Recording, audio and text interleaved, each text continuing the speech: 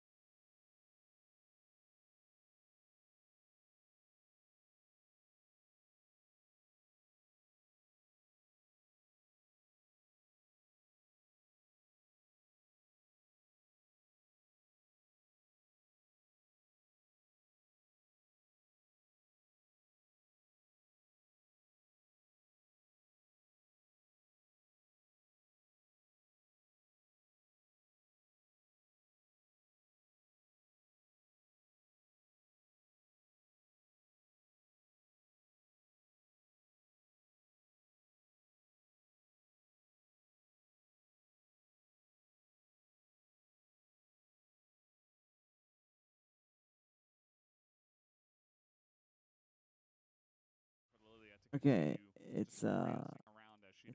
And that was really the highlight moment for me. Keria just kind of smurfing there at that moment in time.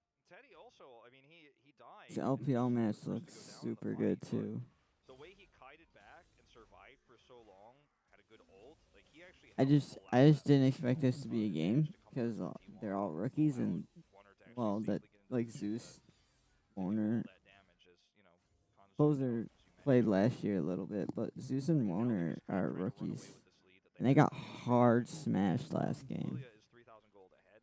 Okay, just put some context in. That wasn't streaming it. Yeah, and they did a very similar roster. The difference is the exact same mid-top duo. Both of them, actually. There's a Victor mid and an Aurelia mid. The ADC and bot lane was different, though. Teddy was playing Lucian, and then they had Yumi. And who were they playing?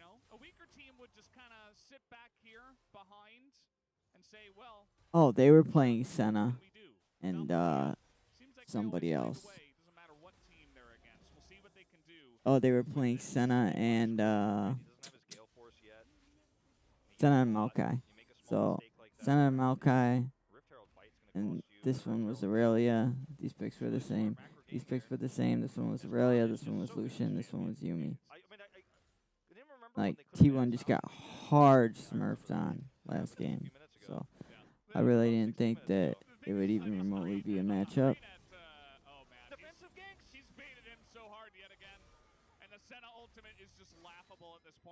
Like, look. That's the whole. This is the pairing I'm talking about. You want to talk about synergy in the bottom lane. You want to talk about like what works well with Damo and Kia's draft. I'm like, Khan is just unkillable in this matchup, and then if Zeus tries to push the issue, then Canyon just goes through a wall and kills him. Yeah. Like we've already watched this happen before. Oh, Keria's angry. He's going to be able to pick up another kill for his team. No flash available for Showmaker there, as now getting a little bit too deep this time around is Warner, or has he? He's burning down, but he will survive, and Beryl is going to be the one that actually goes down at the end of it all. That was actually so well played by everyone on T1 involved. Keria with the hook. They commit in deep. Wonder knows he's going to live. And then Keria just goes right around the edge to make sure that he gets that follow-up hook off, and Closer is ready for the follow-through. Commits his flash, but it's worth it. It guarantees a kill. Now he's back down here saving a turret. What a big turnaround here for Closer in this second game. Closer and Wonder both who've had some small mistakes that ended up giving Damwon-Kia such a massive win in that first game. This time around, totally different story. Absolutely. Keria is like, he's playing angry, it almost feels like you said. Keria is just an insane player. Like, say what you will about the Yumi play, stuff happens. He's fine. Let's see what they can do on a dive here against Khan. Can they actually kill the Scion? They say no. Not with no minions. And you know what the crazy thing is that if they ban Scion, he's playing Gragas in this game. And he probably would have been doing a very similar thing up in the top lane. So Khan is just the rock that they needed in the tops. I mean, they had Nuggery, but a different kind of player. It's great in his own fashion. They're defensive top laners and they're aggressive ones. Khan is a defensive top laner, generally speaking. Okay. That's a lot of damage. A lot of damage and clears the minion wave, so just guarantees that that's the end of that. I mean, this has been, again, really good defensive play around Khan from Damwon-Kia. Like, for like the 18th time in a row, it feels like. But actually, like, 9th time in a row, I think. So, I'm going to watch this one more time here in the mid lane. So this was a really sick play from Keria. He has flash forward, the minions that are there, so he can just hook through. Showmaker goes down, and then Wonder's like, oh, I'm going to steal these. Barrel's like, ha ha ha, Charm coming through. And sure, they end up trading a lot of damage back, but they just don't have enough to kill Wonder, and they know it too. They're like, uh-oh, he's got sleep. And then Keria goes just to the left of the wall, threads the needle perfectly. Closer has the follow-up flash to secure the kill. Keep in mind that there was no ultimate for the Kayn, but also Wonder had a stopwatch. So even if there was an ultimate, you can avoid that damage, and probably the Kayn dies anyway. So Canyon did the right thing by just trying to back away. It kind of looked a little bit sheepish, but that's what he had to do. Either they were going to burst him down there and force a stopwatch, or they were never going to get that kill with all of T1 around. So, nice little bait from Wonder. He knows how far ahead he is. I mean, he's the highest level in the game. As, Damwon-Kia using a bunch of stuff. Another insane hook from Keria. Here comes Scion in the back line, but where's the follow-up? Everybody on the side of Damwon-Kia is backing away. Closer. Closer is just going on an expedition here. Where is he going? Oh, no. Khan does a great job of zoning the rest of the team out so that they can't follow Closer on his exploration of the Wild Wild West. I mean, I respect Closer's decision to rotate around like that because there was no one to lock him down. Actually, it forced Damwon-Kia to back off in the fight. Obviously, Khan got left in the dust, but he did his function in the fight well. It ends up being a 1-for-1 trade, so nothing too bad here for Damwon-Kia, but Closer might have been able to make that a 2-for-1. It's very close. Well played there from Showmaker to prevent that from happening. Nice respect. As we'll watch, this is a tale of two players, right? Khan and Closer. As the Charm goes completely wide, and Khan is zoning everybody out. Closer's here trying to secure this kill on a Showmaker. Keria turns back around because they're trying to catch Khan, and they are successful, but the trade-off is, that Showmaker, or rather, Closer can't get the kill here. Too much damage. There's the 1-for-1. I mean, he didn't have too many options. He could have tried to run southeast, right? Below the dragon, but he was pretty much committed after using his ultimate there. So it is what it is. He kind of had an awkward angle there after teleporting in. Tried to make the best of it. And by the way, you talked about the Gale Force. He went for the bow in this case up against the Syndra. I think it's pretty good considering too the amount of lockdown that Damwon-Kia have that could potentially lead to his death, his demise if he gets burst down after one of these stuns hits. Like the Scion ultimate coming through, or a Scat of the Week, or a Seraphine Charm helps survive through that potentially, then he does a lot of damage. And Teddy, is going towards his Rage Blade. He's going to have that fairly soon. That's a lot of damage output that T1 are going to have later on in this game. So they're just guaranteeing that they're surviving enough to do the massive damage they have because they don't have a real traditional frontline in this game. I think it's pretty safe. Because, you know, Gale Force would have been nice in that last moment, right, where he's like chasing Showmaker. But otherwise, in a straight up 5v5, I do like this choice, the Immortal Shield Ball. Speaking of items, by the way, look at the items for Wunner here. He's gotten his Oblivion Orb, he went Double Mask, Demonic Embrace. He does so much damage, has great heal deny. Yeah. Love to see it. He just accelerates his build so much with this. And, you know, when you've got a stopwatch, you don't need the Zonias. As they're trying to get on top of Keria here, the root not quite there, but the knockup is, as Senna's ultimate will help out. This is a gigantic sleep. Can they get something from this? Barrel gets the charm off, but Khan, he doesn't really have the support from his team. Canyon and Ghost not able to get on in there as well, and Showmaker was in the top lane pushing, so T1, catch him out. Get a couple kills. Hey, the series is delivering, Valdez. Script came true. As evil grows, T1 having such a so great... shall I. Oh, that was caster curse maybe for a second there, but T1 having such great team synergy here on every rotation they make. Keria's Nautilus together with Wunner here on these sleeps with the Lilia, setting up so much. I mean, it's really reminiscent of what we've seen so much with Zoe Thresh, for example, but a lot more deadly in this case because Wunner is a 705 Lilia. Yeah. He's kind of insane. I like T1's decision not to go for the Baron there. You're up against insane poke from the Kayn, which, when you think about that, the Shadow Assassin Kayn just has insane poke. That's a lot of the reason why Yeah. You're so fast, dipping it out, you do insane poke damage. And the Ezreal is so you don't want to get poked out there and take a chance. This is a proactive play from Khan, right? He comes through, but they just part like the Red Sea. Then he gets locked down, hold the same Keria, not even necessary here. And then Wunner comes in and he's like, no, triple sleep. No damage here from Ghost. No damage in this fight whatsoever. He doesn't even hit. Doesn't even hit, and that's 2 kills off of a really proactive attempt here from Khan. But the reaction was so good from T1. They did not get caught with their hands down. They reacted so quickly, even though they didn't have vision. Zayas does have a splash, and they don't feel comfortable baroning after this, as you mentioned, but Khan's looking for it again. He's back over there. And with a very weak tier 1 turret for T1, they do have to be respected, especially if not everybody is there. I know Wunner is fed up his mind. At the same time, gotta be careful about the hard engage that Dalmatia do have. This game is pretty interesting, you know, I don't think it's over by any means, right? The early game of this game has been pretty dominated by T1, but there are some tools on the side of Dalmatia. They have some pretty insane poke. Yeah. When you just look at the bottom side, And on like literally every side. if anyone gets caught out of position too for T1, they have a very squishy team composition. Like, Hunter just needs to build Zonian. You talked about he had a stopwatch. Remember the stopwatch you couldn't use earlier? Got it. Still has it? Yeah. So, like, why even build Zonius? He just finished Morel and Elmacon instead.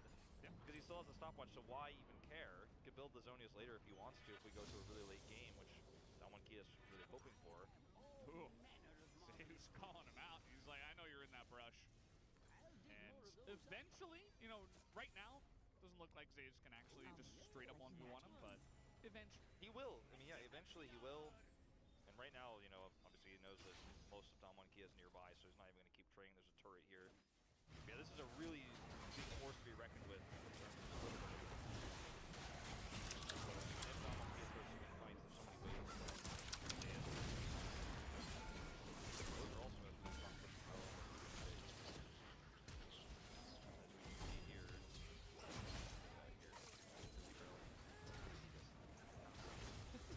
I'll see myself out. Yeah. Chilling with the blue buff. For now, as we get him back, go off, farm it out. And with the turret there, it does make it a little bit safer. Stick by that one. I think these Infernal Drakes are going to be big for both teams. Obviously, it feels like we've said that every game, but this one as well. There's just a lot of guys that love that scaling hit.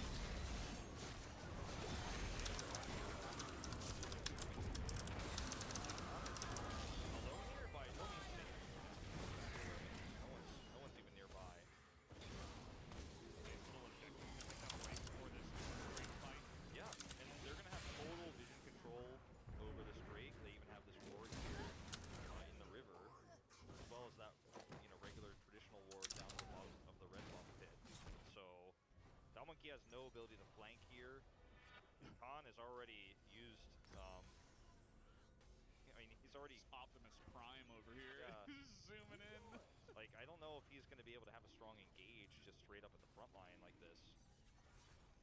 Zave's spotted, though. That's pretty big. It's moving towards Canyon, and it is going to go the way of Canyon. That is just so big.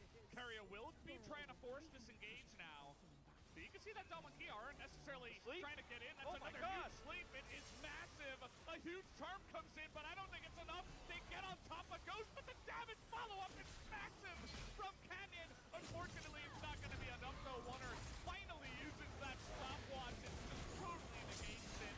And this is why Dalmonkey did not want to fight. T1 will wipe the floor with them and will win that team fight to big match. I mean, Dalmonkey are so lucky that they got that Drake. They are so lucky they were able to make that happen. But now it's going to be Baron. This is going to be way better. And the sleep from Wonder, who's had a perfect game, 7-0 and 10 in this game right now, who did finally break his stopwatch. This is great. Now watch this. Watch this retreat. Okay, where is Wonder right now? He's like zooming forward. He's like, I'm getting in there. He's like, oh, wait for this, guys. Bowling ball hits, and it's going to be a triple sleep. And then what happens? Showmaker actually has a really nice play here as he hits a huge scatter the weak. And that's when the true shot barrage connects as well. Then you see Canyon go through, and he's got tons of damage, but they still can't do it. Look at the damage coming out from Teddy.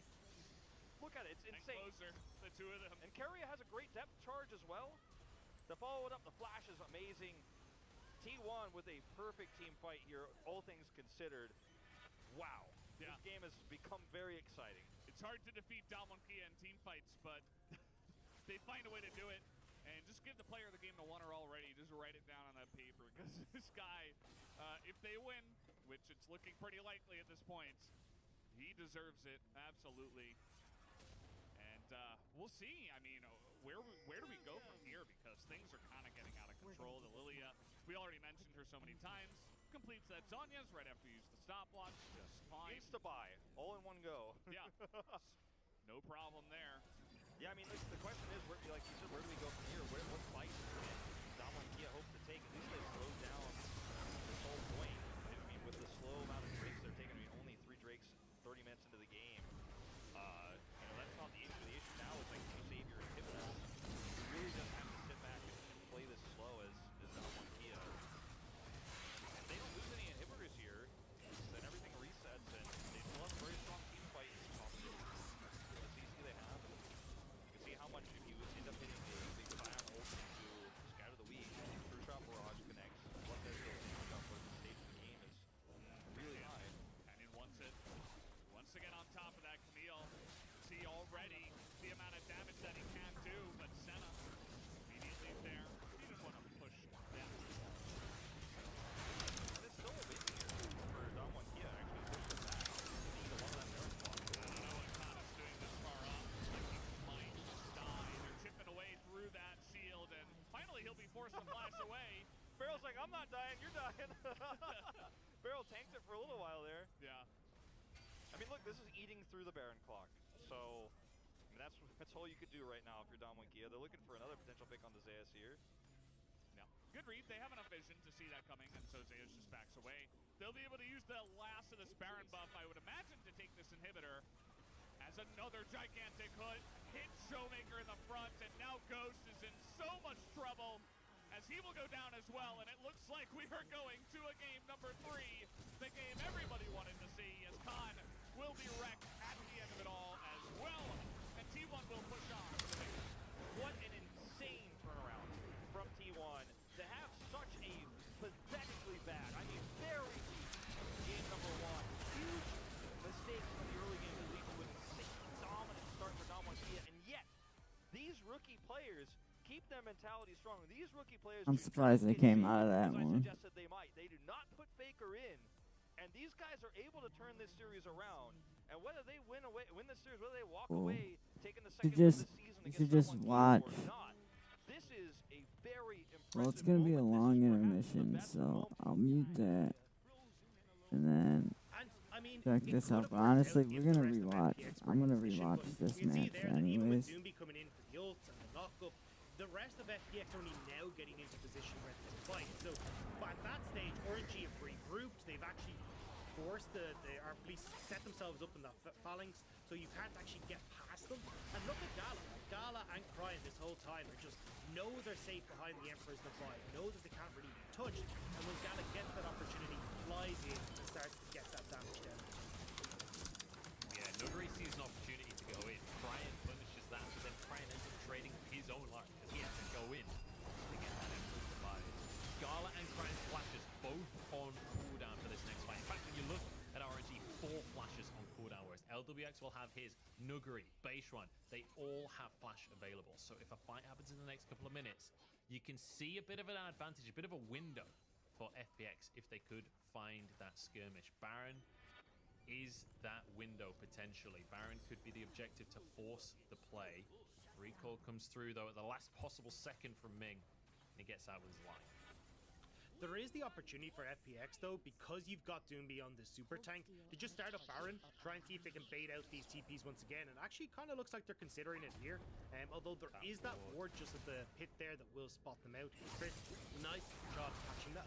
So again, FPX trying to force these numbers advantages by bullying RNG into committing these TPs early. So let's be honest, Dagda, this is the LPL. We don't care about the Baron, we care about the blue book. And Wei is the real champion at the end of all of this. Ming taking a bit of a hit, but let's be honest, B, not the biggest hitter in this team composition. One thing that I think we have to importantly point out here is that the teleports are back for RNG. So that window of opportunity we saw before around the Baron for FPX doesn't exist right now unless they can force a TP out of Cryan and Xiaohu, which is a tall orb. And again, that's why they're hovering around this Baron. Nuguri, though, will have advantages in this bot side, but with FPX resetting again, RNG getting control of this Baron area. This is the dance now. This is going to be the back and forth as both teams are waiting for the other team to blink so they can get these advantages. Take me to the ballroom, Dagda. I'm ready for a dance. And FPX, they're like, all right, let's kick this one off. It's a bit of a salsa as the pace of the game is starting to speed up. 6,000 on this Baron. Ming is trying to get in, spots it out. There's B trying to engage the fight, trying to buy time as the Baron is taken, flashes out for his own life, goes into zombie mode. As the cranberries sing in my ears, but it is going to be FPX trading just a death of their mid laner for a Baron. And I love this. Nuguri didn't go back towards bot side, was like, look, I've got that push. This is where we can use the fact that Xiaohu needs to be in bot lane right now. Remove him to the 5 now to teleport. It does mean, though, that you're going to get a trade for towers here as RNG will be able to get this mid lane turret down. But honestly, as FPX, you're delighted with that because you buy you so many opportunities to continue Nuguri's side lane dominance and put the pressure down this mid lane. Yeah, LWX Chris, actually managing to defend that mid lane tower. Now, importantly, with that Baron, you have so much priority in these lanes. They can shove out in the mid and in the bot lane and set up for this Drake that's coming up in 15 seconds. TP coming in from Doomby as well, making sure that he's back in place for this. So again, RNG, they're trying to call the bluff, say, right, if you go towards Dragon, we don't care. You're only on 1 Dragon right now. We're going to use it to get your mid lane towers instead.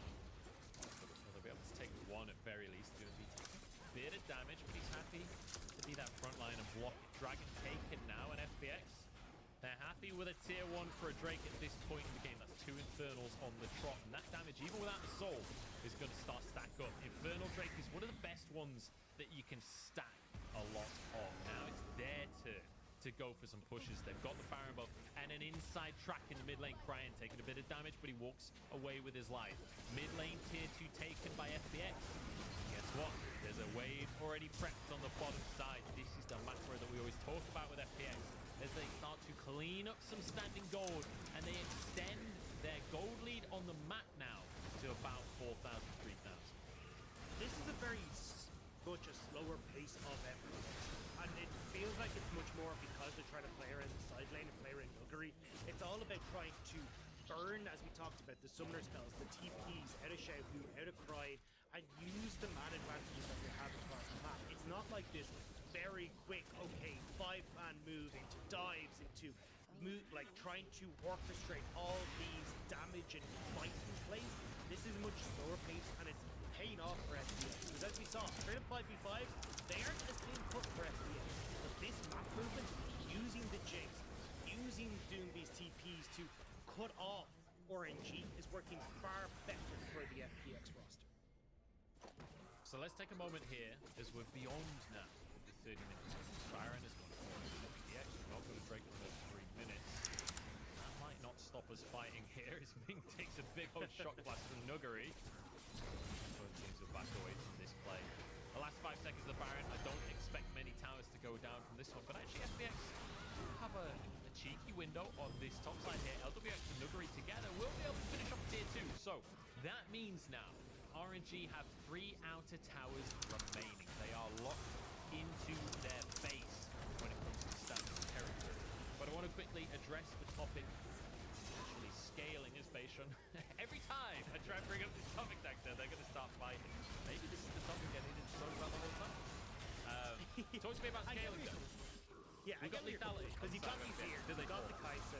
Yeah, that the 4v4 definitely is in favor of RNG, but the fact that you've got this Jace means that Xiaohu always has to try and deal with it. Maybe it's Crying who always has to deal with it, and that's why FPX are trying to avoid these team fights, because they know if we get into team fights, RNG are just too big right now. So they're trying to play the map state and force RNG into these awkward positions where they're making these terrible calls, or at least trying to force them to make terrible calls, and get advantageous moments for FPX. And I think this is really interesting to see, because FPX as a team, like, this is uncharted territory for them. Like, they have the fastest win time in the LPL. They win their games at about the 28th minute mark in most cases. This is a very different style where we're not getting the blood, we're not getting the very fast pace. They're looking to slow it down and play a different style. They are getting a pick onto Crisp though, and it's going to be the ult committed by Xiaohu. 1 for nothing in favor of RNG, but unfortunately for them, no neutral objectives for another minute and a half. So Ming, Crisp, sorry, would be back on the map. Doing B going to look to try and clear this wave. He is Sion, so he can't step up that far to get his combo off onto the wave. And actually, this is kind of hard. Without a significant mid laner, without a mage to clear these waves, that is a lot of damage from Nuggery.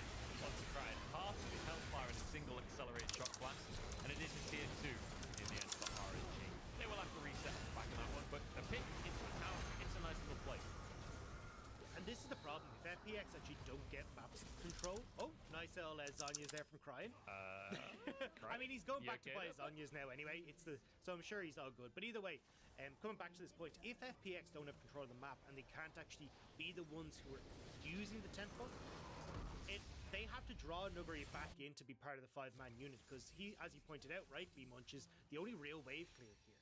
Everyone else has to go pretty short range to do it, and against the likes of an Azir and even Xiaohu on the Snare, that's not what you want to do. So FPX kind of have to go with this push-pull style, as Nuggery might have found Ming. Well, wait is there as well. Nuggery is going to be eradicated. Huge pick once again for RNG. That's 2 picks in a row, and now into the fight we go. Remember, Crying accidentally used his stopwatch. If he goes down, he doesn't have that Zhonya's. He went for a needlessly large rod, so he is vulnerable. FPX, it feels like they've consistently played 4v5. They do not have any side lane threat. The Baron goes down. They're moving.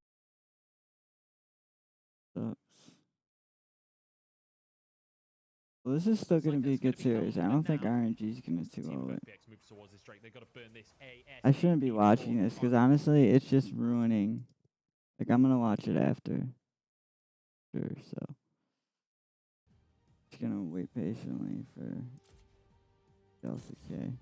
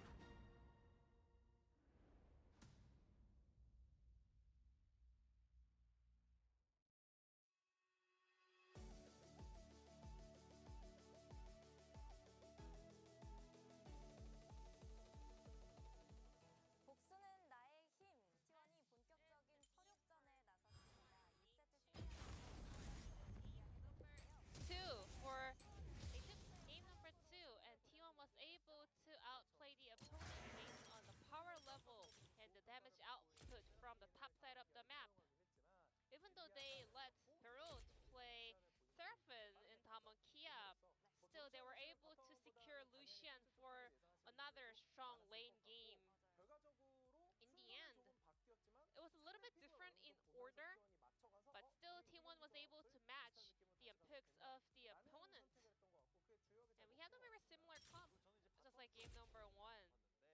The picks coming from the bottom lane was very impressive, especially the Nautilus. Well, Senna in the past patch was not a pick that could push the lane, and most of the time her waves was getting always shoved in under the turret.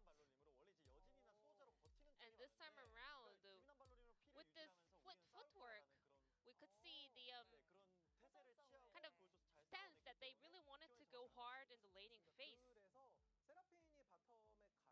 And thanks to that, we saw a very typical storyline with Seraphine down on the bottom lane. This champion is really weak into a hook champion, and also this champion starts to fall apart when she gets ganked, often by jungler. And Kayn kind of matched the speed of Lilia, but still Kayn was not able to outplay Lilia. T1 was able to kind of win bottom lane even though they were not meant to win from the get-go. I guess taking away the spot of Pumpkins and filling it in with Nautilus was really effective. So we had the message coming from Nautilus. He is not a support, you know, in this game. He is an AD carry with the footwork rune. So he was able to tank so much damage, and then he was able to re-engage. And Lilia answered back with massive sleep onto the opponent. Carrier held it on to the very last moment to use his flash to survive. A very perfect and clean performance coming out from that support player on that AD carry role this time around. Even though he was getting chased down and engaged, he was able to use all his ability to absorb the damage and also move back to the backline. Teddy's Senna was actually trying to reset, so he was actually covering up with the ultimate from the base. But still, Keria was remaining calm, and they were able to turn the fight around with that re-engagement from Owner. Speaking of Owner, he also had a pop-up game in this game once again with Lilia. So let's take a look at this replay. The swirl piece is always finding the opponent. So he got his Dragon stolen, so let's see how he reacts to this. Three men. Swirl seed and another babysitter of the LCK, putting 3 of the players to sleep. Let's see how T1 moves here. They all dashes and flashes forward. You know, they are, I guess, playing as one team. So they wanted to close out the gap onto the opponent's players who were put to sleep. So they were able to lock down all the tools without hesitating to dash onto the opponents. And Lilia built Zonia as a fourth item to reflect the amount of confidence this player has. Lilia was able to participate in a lot of fights, and T1 was falling a little bit behind, or they were losing tempo for Drake. Lilia was able to scale enough. So Lilia was pretty bad. He has to stay intact, but Owner still went for that Zonia for the fourth item because he was just so confident in his performance today. Let's see if we can also get the POG, or whether it's going to be a different player. It's going to be Keria actually picking up the POG. Keria and Owner were the standouts in this game for sure. Instead of T1. I'm pretty sure this will be a very close POG vote, so let's check out the vote results later on as well. I think in this game, Owner, he played the game really well when the things were set up, whereas Keria was actually was able to make outplays, and he was the one setting up all the miracle plays. I think, in conclusion, 2 players were the key card for T1's success in Game 2. Keria was doing a lot of work in this game. He was the main engage, but at the same time, he was the carry on the side of the bottom lane of T1. And so Keria is also joining the fight POG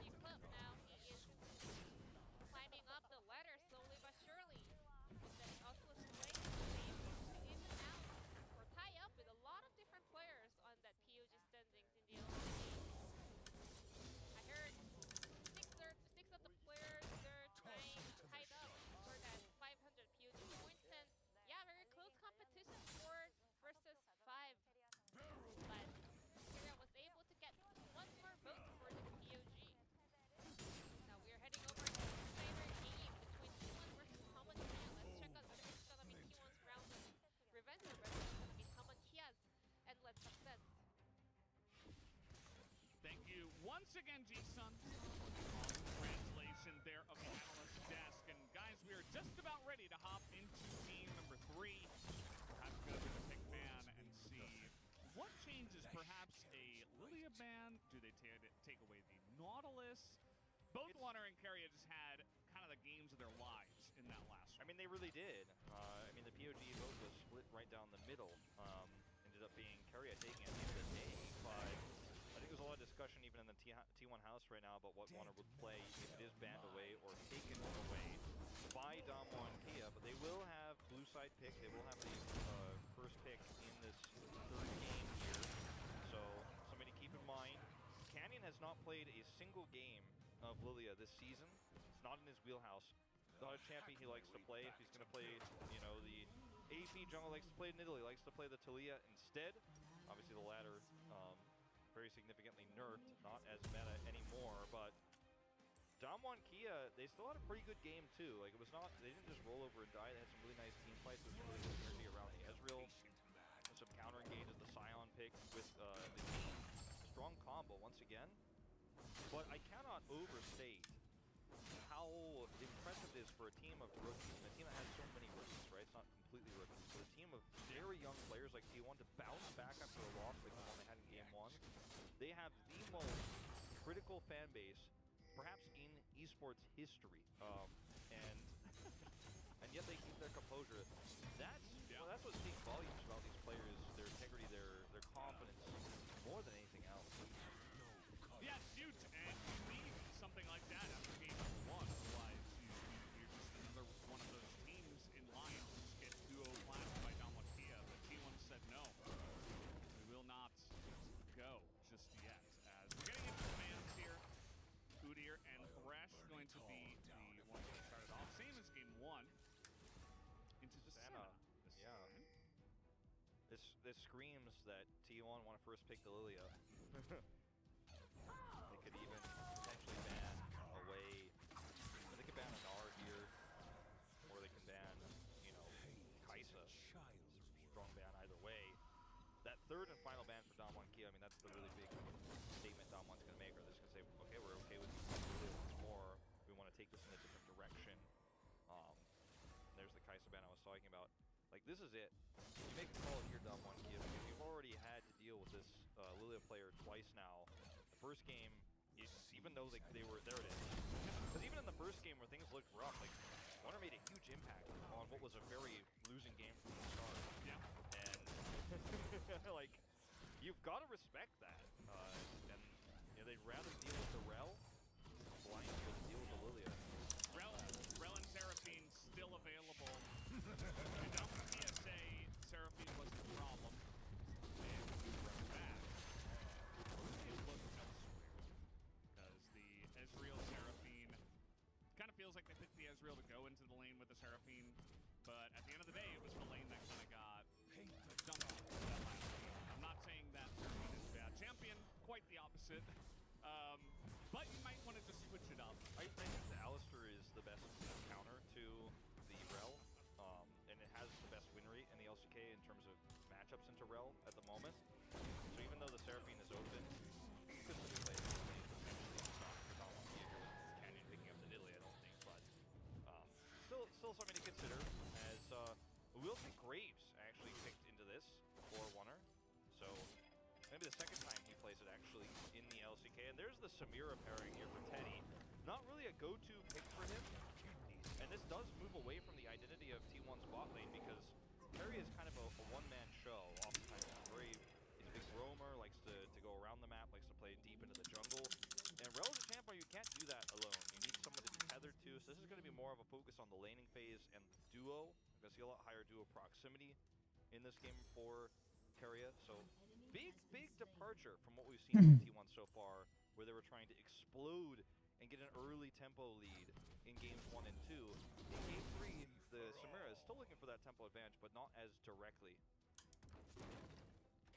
Not as blatantly, right? I mean, you're not looking for crazy dives and solo kills and stuff like that. The Xayah comes out here from Ghost. If we swapped the rosters, I wouldn't have been surprised to see Teddy on that pick. He's very well known for that, but Ghost's going to try his hand at it as Orianna is taken off the board.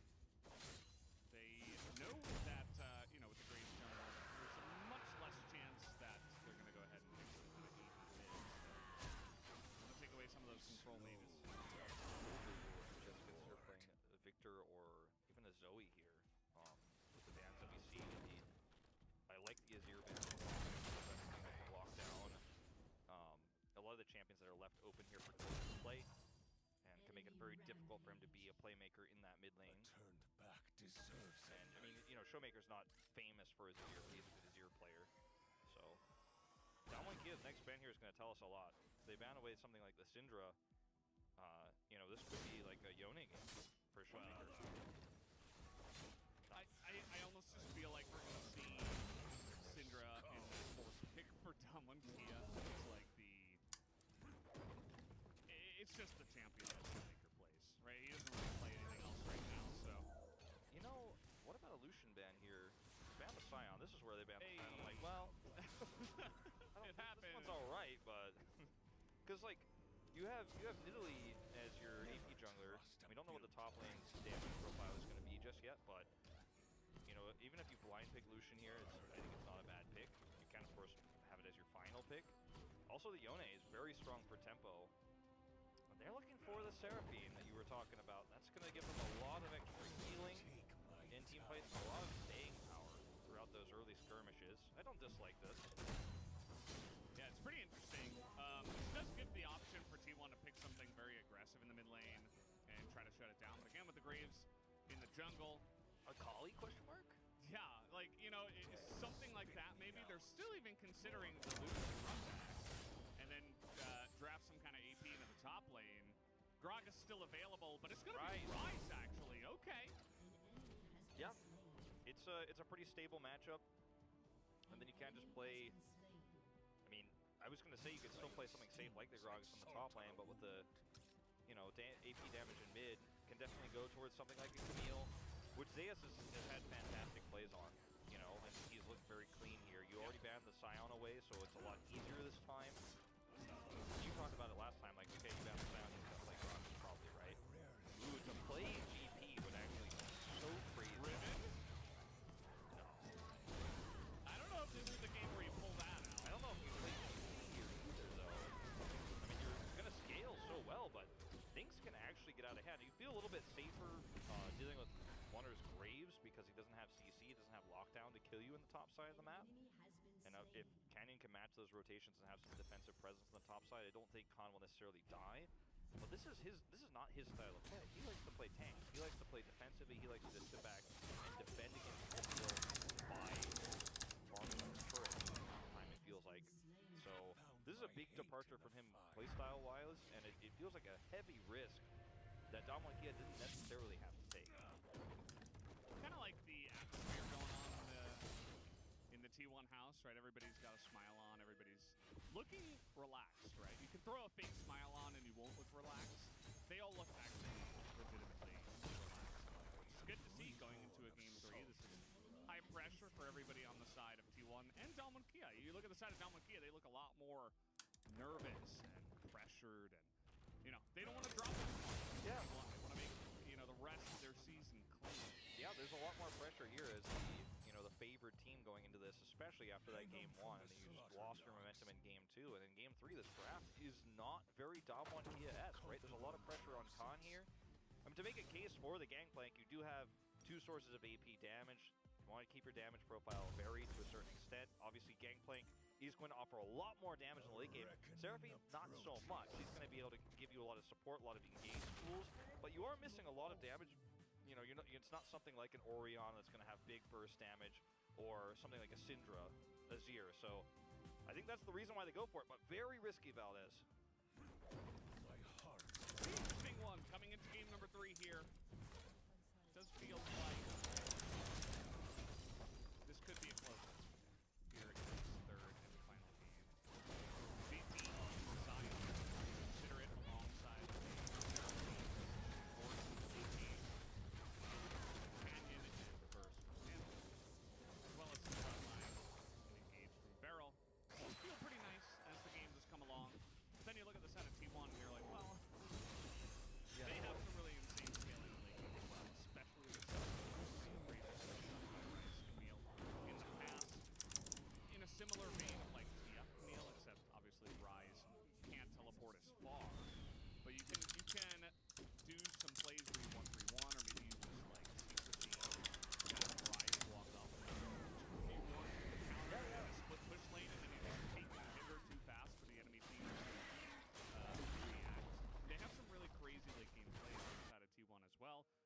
mentioned Sumira Graves. I can also scale very nicely in their own right. Well, level 1 Con is going to be very happy to shoot some guns, swing some swords. Yeah. The shield goes up, he walks away, we go back. 11-4 on the champion. He's 1-1 this season. Again, his identity has changed quite significantly in this roster. He's played more of a defensive top lane, and the aggressive top lane he's played most of his career. And the meta has changed, and the team is playing around that type of style, so especially if you're going to give away champions like Camille, that's how you have to play. But this Gangplank into the Camille, the Nilly is going to put a lot of extra pressure on Canyon to kind of hover around the top side of the map. That's my take on this. We'll see how it plays out in reality. Taking a look at Meryl's win rate as we watch the top lane matchup. His Alistar is pretty interesting. Champion he made his name on first, and he's going to engage down here onto Keria. Not going to get any significant damage done. But yeah, Beryl over in the 2019 Worlds come out, and everybody's like, holy crap, who is this guy? Yeah. And 2020 really turned it on, especially in the summer. After MSC, where he's getting practice during the entirety of the break, non-stop. And he became the best support there for a while. He was known for his Pantheon. Yeah, that and was his crazy roaming. Yeah, that was like one of his really big signature picks for the last year. So far, obviously, in the early parts of this matchup, like,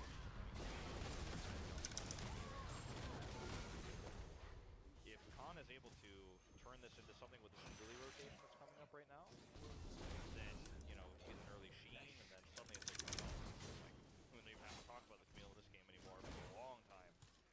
But Wonder is here as well. Grab the Scuttle, Canyon is, but just going to be a very defensive start here for Zeus, and we'll see how this It'll be interesting to watch the mid lane match as well, as we're trying to get a root down, and that will be avoided. Khan is running through the jungle, and spotted there by Wonder, who stops his back to attempt to do a little bit of damage there. But Khan seems pretty unbothered, and he's actually stopping the back of Wonder multiple times, giving Canyon the double scuttle. Yeah, this is the idea. You slow this down, look for a double scuttle, and then obviously Nidalee has insane clear time in the jungle, so you make small advantages like this, and you could suddenly turn them into big ones. So you can suddenly turn this into a big, big farm lead. For a jungler who's going to struggle, obviously, in this game with Khan playing the Gangplank, there's no lockdown, there's no easy way to make a gank happen on the top side of the map. And the bottom matchup isn't going to be easy to the stage either, so it's a really cool play from Khan, and really nice communication in terms of how they want to set this macro lead up. It was risky, but it was well coordinated. Yeah. And you mentioned, you know, Khan's style nowadays is a lot of tanks, right? He's kind of been on weak side tank duty for a while here for Dalmankia, but this guy, he made his name with the Jace, right? He was always like a carry player that was kind of in the vein of an Uggery, where he would just like kind of stand and go super aggressive and get himself in trouble sometimes, but was very obviously a crazy mechanically skilled player. So he has it in his wheelhouse, although we haven't seen it in a while, as we're going to have the engage down on the bottom side. That is not the spear Canyon was looking for. They're still trying to get on top of Keria, though, and it looks like there will be enough damage, as Keria did not have flash. Another spear lands here, and Canyon misses the jump. Even after the spear, maybe he was just barely out of range, but at least he still gets that poke damage onto onto Teddy. Very well played. Wonder is just going to trade back a camp here. Showmaker is like, I'm not going to make this easy for you. They're really pushing the issue. They know that he's still here. He started back in his vision to stop. They're really zoning out a lot of experience right now. And a lot of just minions in general. Like Ghost is up 15 CS. All these things crash through. So really nice start here in terms of early game and jump presence. His ult can hit. Khan is up against the wall. This is not where you want to be against the Graves. As the damage, he has to stick around to make sure he gets the kill. Canyon will sacrifice himself for it. Oh, the spear lands through the minions, as Zeus is going to have to flash away, and hook shot. Spear this time will not land, but man, Canyon forces the flash out and puts on an immense amount of pressure. So well played here on the top side of the map from Khan and Canyon to match the rotation. But a really big misjudge. You're still here? Oh, this is not over yet. Max range spear? Yep. Sees him backing. Down you go, Zeus. That is not a safe place to back. Gotta respect the fact that Canyon could still be there, and a great read from Canyon to pick up another kill. Wow, Damwon Kia are not messing around in this third game. Yeah. Oh, Canyon! Oh, this is like I took the Lilia away and I get to play the game again. Canyon went into the community threads and he saw those comments that were like, Canyon got Canyon, LOL. And he's so angry now. He's back. He's back with a vengeance. And this is, I mean, just several really nice macro plays, as this is going to be really nice lockdown for Barrel. Makes a big headbutt into the wall. Pulverize follow-up, and then carry it followed stunned here. This is too much damage. And they look for more here onto Teddy, but he is able to escape just barely. Had to flash. And this is actually a small misjudge on the damage, and they have to stay, as Khan is just trading back a lot. And then Warner's like, okay, I got this. Wait, no, that's not quite enough. And then he still doesn't have enough. So he ends up trading back here, and then Canyon sticks around. We're probably gonna like fast forward a million years. There we go. And then Zeus backs here behind the minions. Instead of his rush, it was an easy spear, and then the leap combo, pouncing on him. Yeah. Note that Canyon was able to see Zeus backing there, but Canyon then hit around the vision perfectly. So he knows exactly, you know, where he can walk so that he can land that spear. Probably would have gotten the kill anyway, but yeah, you can see Carry likes to roam. You know, he likes to try to clear out vision around things like this and try to set it for individual plays. But on the rel, it's hard to do that alone. You know, he sees the Drake is being taken. He puts like a forward down and loses vision. But Damwon Kia, now he is going to make the rotation over here to the Rift as well. Yeah, so T1, even after all the topside shenanigans, they're still saying that we can take the Rift Herald away. They started it pretty early on. They get that smoke screen down. That's going to be good. So T1 do pick it up, and Barrel, he's not even level 6, so he just throws his life away, trying to zone them off of the eye. Keep in mind, Teddy's getting free farm in the bottom lane while this is going on. So this is definitely a nice win for T1, even if they don't get the eye. Yeah, this is definitely well played. A lot of this comes from Karya's long distance roam and the setup they had there, Canyon's rotation. You know, he rushed as fast as those cat paws were going to take him over there to try to get that, but unsuccessful. They defend the eye, but the damage is gone to the bottom lane. I mean, can't overstate like what the value that he's getting there is. Yeah.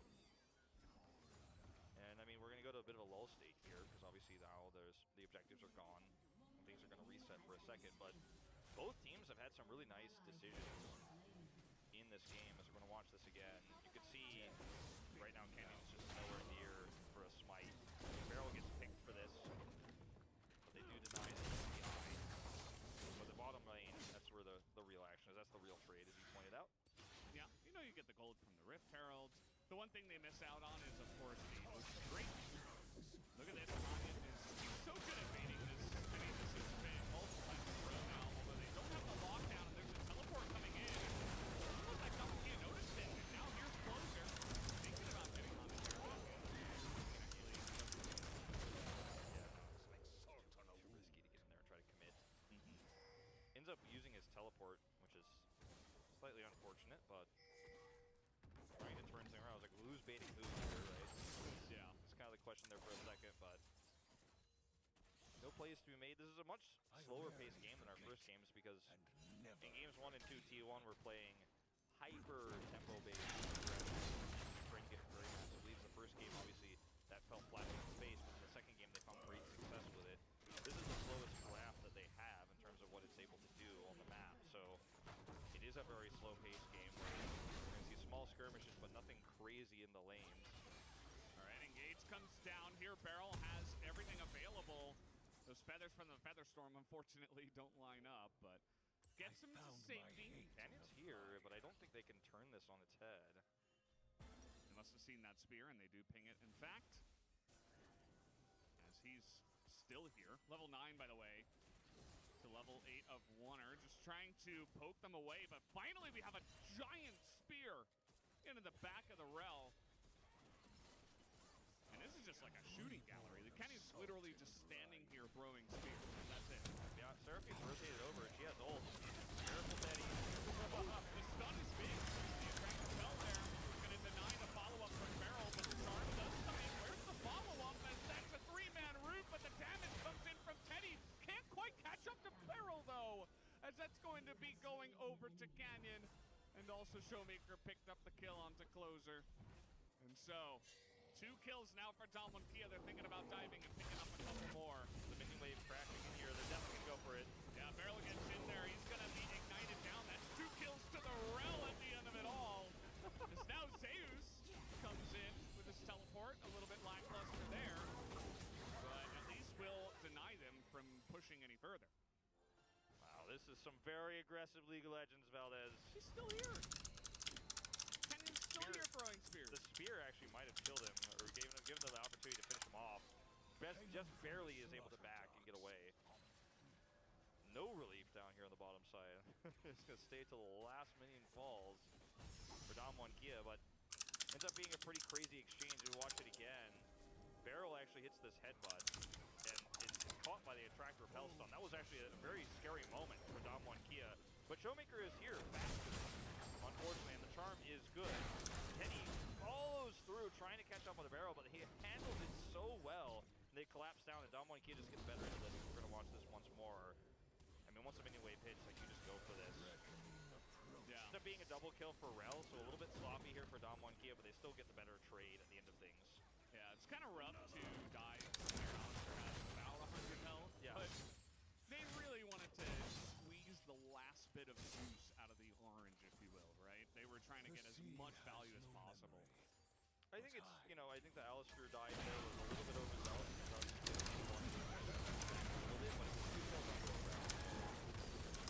still ended up being a very nice exchange from the bottom side of the map.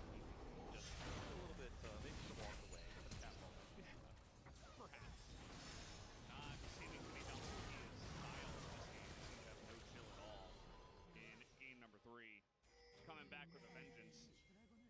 And just want to point out that we've had 3 games in a row now with no Cloud Soul.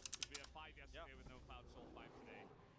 No Cloud Soul. So seems like our luck over here at the LCK is turning around.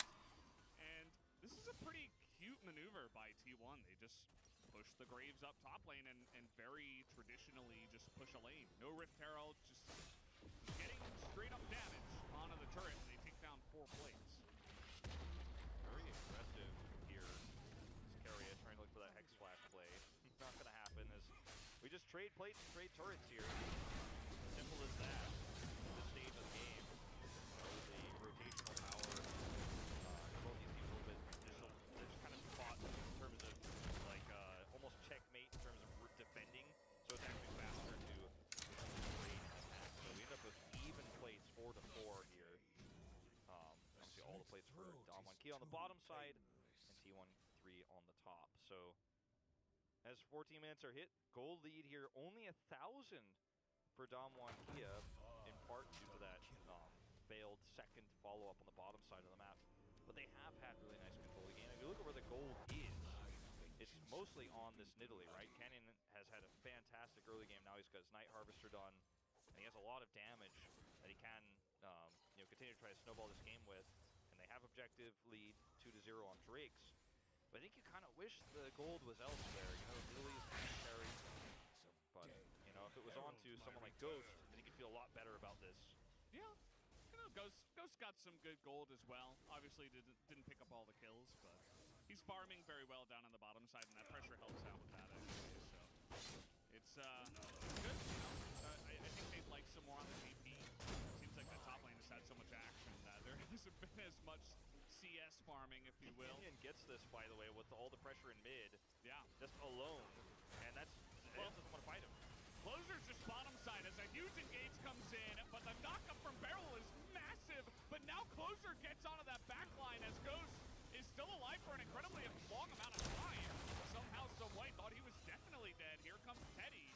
Not quite able to follow it up as we're going real deep here. Barrel gets everybody at T1 have massively overextended under the turret. Wow. I mean, you have to respect the Alistair. You can't just walk forward like that. He'll punish you. And he does. Turret, there's no minions here, so it's really unfortunate. Ghost is going to have to slow motion take it out here. We're gonna watch this like incredibly slow take of the turret. Please don't cut away, observers. I want to see it go down. There we go. But what an overextension after what was a fantastic start to the team fight here. As okay, you're trying to take a turret down, you're down 1K, you're caught here, and then Keria makes the call, goes in with a big Magnet Storm, has the attract repel, and you can see Domon here doing everything they can to try to deal for this. Closer teleports in. He's here with the lockdown. The root is good, actually, onto the line, but unfortunately it's not enough damage to kill Ghost. And then this is when Teddy's like, okay, well, we're going. And there's a bug shot in. Barrel's like, come on. Just flashes right in, gets a knockup, then the headbutt. And it's just a headbutt too. And they didn't kill Ghost. He was able to just line them up. Like, if they don't have a Saya, then maybe, yeah, the Alistair knocks you up and then you kill them, right? But I think they still have Seraphine and Saya, who are both very fed. The call there, I understand getting excited from the Rise, but that's not the first Rise ultimate we've seen be very aggressive. He did the same thing in the bottom lane too, where he went straight for the Seraphine, got charmed and died without behind it. Yeah. Because Showmaker got there first, right? So you gotta be careful with these Rise ultimates. I mean, it was cool. Like, it was one of those really mechanical looking plays where you're like, wow, that's impressive, Closer. You know, didn't know you had that in you, but decision making wise, like, it was mechanically impressive to get rotated to that exact perfect angle with the teleport. I'd love to see the wind wall block there. But, you know, unfortunately, the decision itself is flawed. I wanted to see if he got the cannon. I think We're not going to though. But this is a lot more important. Surely coming down the mid lane. You talk about Canyon picking up the Rift Heralds here. Yeah. Actually does open up yet another turret. And Urge maybe? And Closer's just like, you know, whatever. I don't team fight anymore. I only split push.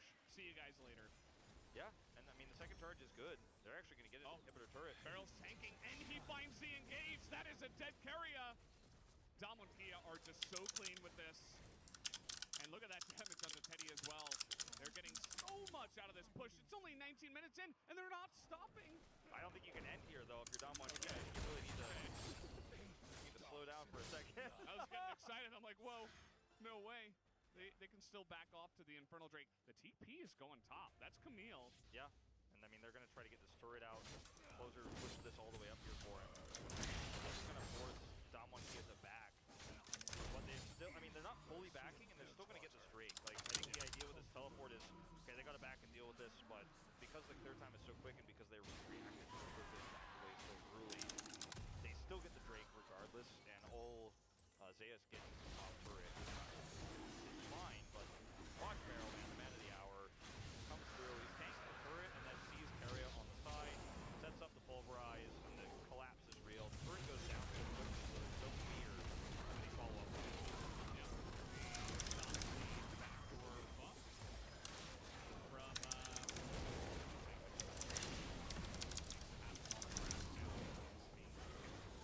From Keria. And I kind of like the teleport up to the top side. You know, you may think it's, oh, it's just a teleport trade for a tier 2 turret. That might not matter, but it actually matters a lot when you're playing as T1's composition. We mentioned it in the beginning of the game, right? This is one of their win conditions, right? The split push with Rise Camille is just insanity. Yeah. And you can see that Dom and Kia are desperately trying to just group up and push as much as possible to deny this. And they're going to send Khan down to the bottom side now because he does have teleport, but you know, getting a turret like that on the top side, that just gets you one step closer to threatening inhibitors, right? Yeah, and exactly. And then threatening the Nexus. So those are things that you can do if you're T1 now that mean that, okay, maybe we don't have Baron vision control for now, but this play is going to get us there. It's going to force a reaction. And this is what I was talking about before. You send the Camille over, but they might need to start respecting Dalmatia a little bit sooner here because they're just brute forcing so many objectives right now. What's scary here for me, for T1, is they don't have vision on Khan is dead. He can't do anything here. The 2v1 is just too much. But will they stop the Baron? I just don't think they can. And like, No, I think you're okay with this if you're Dom 1 Kia. I don't even think they'll try. They don't have any vision of this whatsoever. They're coming over, but like, and the pings are coming through, but they're just so late. Oh, they're actually trying. It's a little bit too late, as you mentioned. Barrel gets the big engage. And Dalmon, I think you just got to get out of here with the teleports being considered as Showmaker trying to fight front to back. Keria just make the play happen, but Barrel is tanking so much in the front line. He will down at the end of it all. You can see T1 are backing off. Zeus has another idea in mind. He was thinking about landing the hook shot. Look at the damage for Closer. Closer's doing so much here. The teleport now coming in as Warner goes a little bit too deep. Now Zeus trying to get the back line, but he gets slowed up, and Closer can't do it either. And Teddy alone tries to make the miracle happen. He might just be able to, but not quite. As Ghost will survive until the very end of the fight. I mean, look at the Nexus here. The Nexus turret's under fire with his mid inhibitor. It's Keria alone tries to slow this down. It's a Gangplank and a Zaya. They're here, so they're not going to be able to end from this at the moment. But this was so disjointed. What we saw from T1, unfortunately, in the last part of that fight. Now, yeah, sure, they killed Khan, but Khan is not, he's not surprised. He's not shocked by this. And Damwon here already on the Baron, right? Barrel slows down the rotation over, so they're guaranteed. Now, the damage output is so real here for Closer throughout the fight. Keria sets up the play, go in, the E-ball, and then T1 has two different ideas here. As everyone else backs away, they decide he's going in. And you can see a huge disconnect here in terms of the communication on T1. And once Closer goes in, they're like, well, I guess we are going in then, in fact. Such a great Stonius there. And then they just have too much damage. Sure, this is great here, which is what keeps T1 in this game. But big communication issue is Teddy gets the kill on the Showmaker, not able to kill Ghost on auto all the way. One and Quibble is already on cooldown. That ability to these Showmakers. Fancy feet work there. It's pretty cool to see that pulled off. Pings coming down here for Damwon Kia. Someone has to go back to deal with this potential split push. Actually, it's Zeus who's backing. He says, I'm not going to take the trade right now. And yeah, you don't win this race, I'm afraid. So even though there was a ping for Damwon Kia, they decide they don't care, actually. They're just going to look for an inhibitor here. I almost would have liked to see him try for the inhibitor, because I think even with Zeus here, I don't know if you can take a 5v5, yeah. right? So you might as well just try to trade the inhibitor, but instead they just lose one. They're trying to catch anyone who rotates too fast, too far. But look at the vision control here for Damwon Kia. Like, you don't have any idea as to where anybody is right now. If you're T1, T1 is going to look for the Drake positional advantage. But with these Baron minions pushing through, the super minions as well, like, you can't get the fast track here. Why did Ghost back? He's got to get back here. I mean, the Infernal fight is going to be pretty big. I think they're... But again, you got to stop this push. I think they're okay, because unfortunately T1 don't have any way to get anything on the map. Like, they're just messing around with a mid-turret at this moment in time. So Damwon Kia do have plenty of time, and yikes. There, okay, I don't know about this one. Right on top of a cannon barrage, and also Beryl gets the engage. Keria is just dead, but at least Wonder got the dragon, but it's still going to be just a massive death circle for the side of T1. They all die, and Damwon Kia with that ace will take game number 3. Damwon Kia come in with a very strong early game. Canyon's Lily pick gets them so ahead early on, and they're just able to turn this into such a massive lead. It becomes insurmountable. T1 with some flashy plays around the Baron pit, but at the end of the day, there was a big disconnect in communication in these last few fights. And sure, they group up for the Rise teleport into the Drake pit, but I don't think anybody thought that was going to go well. And at the end of the day, they get out-macroed, outplayed by Damwon Kia, who will take their 11th win in a shaky series, but a win nonetheless. Oh, they wanted more, and they're not going to get it. Keria will survive, but it doesn't matter, because T1 will go down to Damwon Kia here, who do take the 2-1 victory. You can see almost sighs of relief from a lot of the players here, especially Showmakers, where I saw the biggest one. Some sad faces here on the side of T1, but it was a close series. I felt like that last Rise ultimate was just like a witness me, right? Yeah. Max, it's like all 5 of them together, like, please witness me, we tried hard, but I can't agree with the choice. Pretty desperate, yeah. But, I mean, sure, desperate times call for desperate measures, and maybe the surprise factor, if you think that Damwon Kia are going to get out of position or somebody's going to get picked, maybe you believe in it, but T1, I think no one is concerned about how they played this game despite being behind. I think everyone's very impressed with how they played game 2. I think if you're a T1 fan, you're going to have to unfortunately keep going back to game 1, right? This is one of those games that you'll never forget. The follow flash in the mid lane, the disconnect from Keria on the bottom side of the map where he untethered and died. Like, those are the that was a draft that looked really good for them, and despite the mistakes, like they still almost were able to pull back that early game until they really doubled down on trying to get advantage and things fell apart. But like, I feel like in an alternate universe, that first game 1 draft is really good for T1. If they played it better, they played it safe, they win that game, then maybe they 2-0 the series. We won't even talk about a third game. But at the same time, I think what the biggest takeaway for T1 is, like, the fans are going to be frustrated about game 1. You lose the series, feels like, oh, we're so close. But it's another game 3 against. I knew they weren't gonna win that. We're gonna rewatch this glitch, so give me a second. In a game. Since there's no minions now, watch my A-Ram.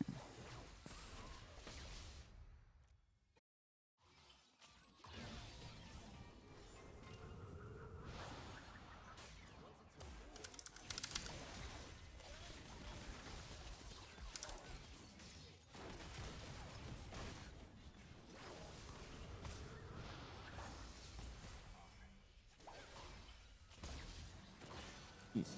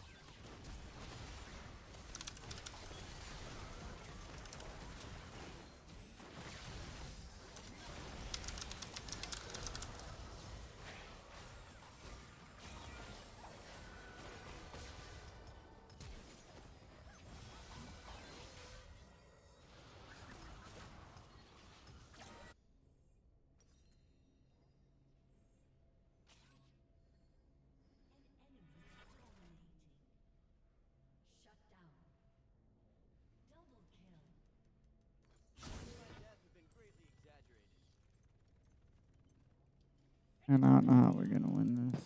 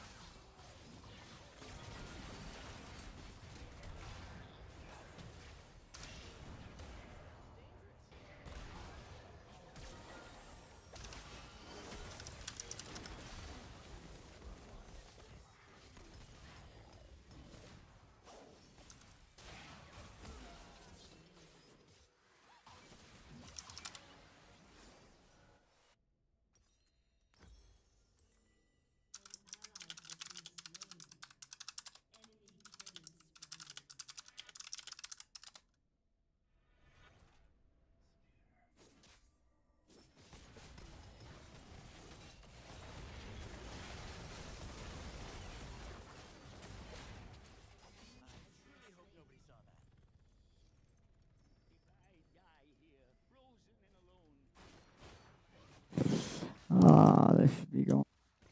Is I don't know.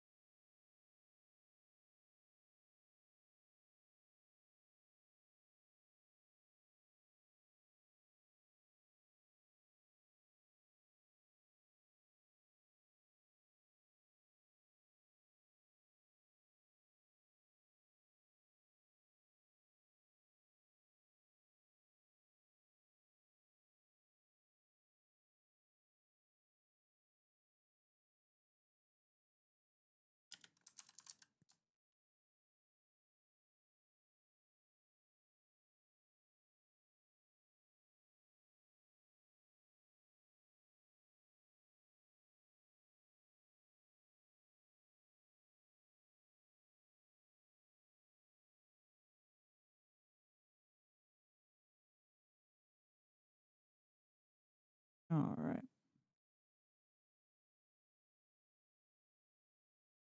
We can definitely just go to Twitch.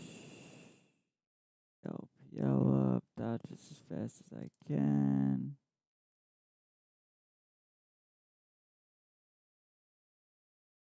To get over the. We're losing my house. We can get this terror, or even tries to engage on top of you. You just Betty Bop. Nice. Gotta make eye contact. Pulling out things like the Jack and also in game focus on the mechanics. All right, let's see LDL. what's up. Series. But it is going to be, as you say, the Lilia for Beitron, his most played in the Hype LDL. matchup. Definitely a comfort pick for him. Wei goes with the Graves, and it's going to be Ming on the Alistar alongside Gala's Kai'Sa. I'm curious to see how FPX react to this, though, because you can either fight fire with fire, which is what we're going to go with, or you can go for the range, but instead, that's Samira coming in. So a very strong bot lane for LWX and Crisp, and one that I expect Beishwan to play pretty heavily through. And when we were talking about wanting to see Beishwan kind of working in conjunction with Crisp, this is the best way to do it, because Beishwan, at his heart, loves to gank. Like, it doesn't matter what the champion is, he wants to get involved in these lanes, he wants to be setting up these kills, and when you've got a kill lane in the bottom lane, such as the one for FPX, you can expect early action into this bottom lane.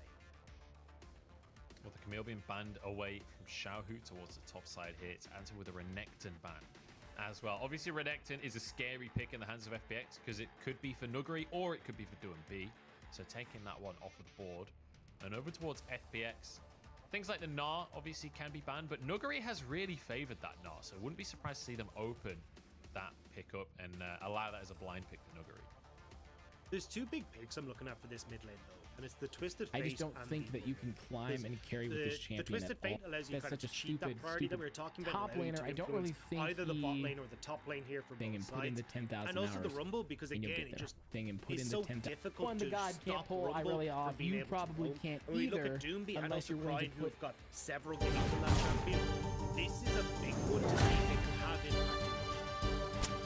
in the same amount of effort. Silas has been Meganar. So if you removed, and guys they've got 4 love the seconds idea to of make a jumping decision. in Their plus according to Kled ban every comes through. website in the world right now, and I understand is some why. serious respect lane being bully. given to It's DoinB very, there. The very, Renekton very and hard Kled to kill bans. a good Gnar Don't lane. be It's almost fooled. impossible, Those in are fact. mid lane bans. It's very rare that against I ever get to FPX, solo believe kill it or not. a And a Gnar ever, Sion because they just the walked little in rat very, just jumps away and then goes very turns into expected to, Meganar, but right? expectedly He going up is probably towards one of that the top side. best But team Nuguri over fighters to in the RNG entire then. game with What do they go for Meganar. in So the if solo? you guys love the idea of into 5 But I mean, you people, can look towards these smashing here them if into you a want wall. to here for Crying, pretty much and she's the just so go-to in a mechanically blind situation because it's so difficult Here, to get they priority put him in A against the tier. likes Now of Azir. Irelia, I And put then looking towards Irelia in that top B lane, tier because kind of I the think world's your she's oyster just here, so Shehu. mechanically And I never want to say like, intensive. yeah, Shehu that I will go think if towards you're this not because plat 2 or at the end higher, of the I don't day, even think you Shehu's should even mid dream laner. about playing I this never champion. really know We what this all guy's gonna watched bring out. Tyler 1 We've play had this like champion and Syndra's we go. tops, we've Yikes, had dear Akali's God. tops, we've had Oriana's Even top. Tyler But 1 can't I pull mean, this the champion Gnar has off, been and his that kid go-to. plays This like will be his 7th that kid game plays on like the 10 Gnar. hours a day And of especially League, to right? something like the So side if where T1 you're not God going to be under can't too pull much stress. Irelia off, You you can push probably in this can't wave effect either to start to chip unless you're away willing those to put turret in the plates. same It amount of feels effort that I very told you about at home Riven, for okay?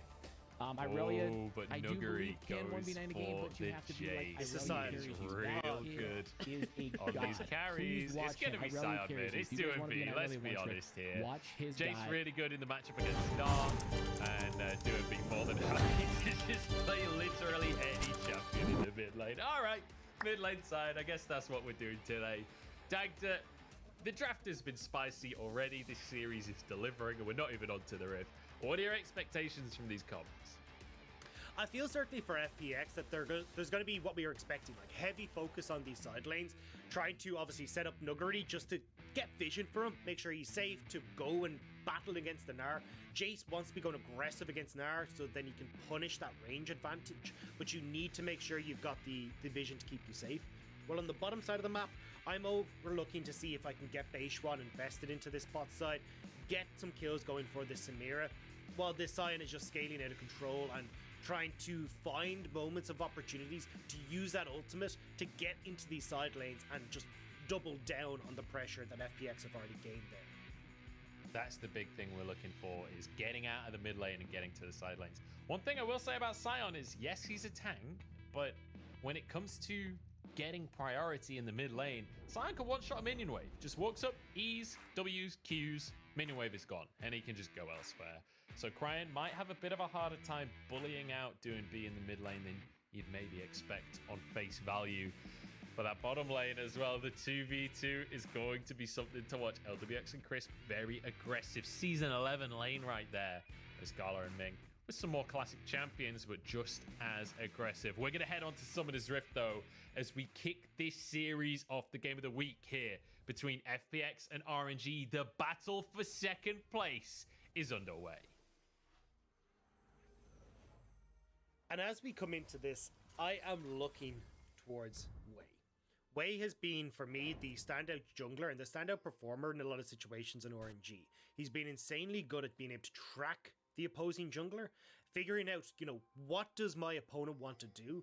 How can I shut that down and then activate what our game plan is for RNG? And in this situation for RNG, it's very much a role of containment. It's trying to make sure that, hey, Doomby doesn't get out of mid lane, Cryan is able to scale into the late game. Gala is able to scale into that later portion of the game as well, where Kai'Sa starts to just do more than the Samira in team fights. And especially towards Xiaohu in this top lane. If you can try and set Nuguri behind, maybe try and set up for some dives with like TP advantages and stuff like that, you can put this Jace behind, and a Jace from behind is pretty much nothing to offer to this team. I mean, going for the sweeper right at level 1 here, just to make sure he knows where Crisp is in case a level 1 2v2 does go off. And that's something we've seen a little bit in the LPL, especially with these Alistairs. If the Alistair is with the Samira, quite often we see them just flash for a level 1 trade because of the synergy that you have on the CC. Crisp, not going to go for a knockup just yet, though. Playing this one safe for now.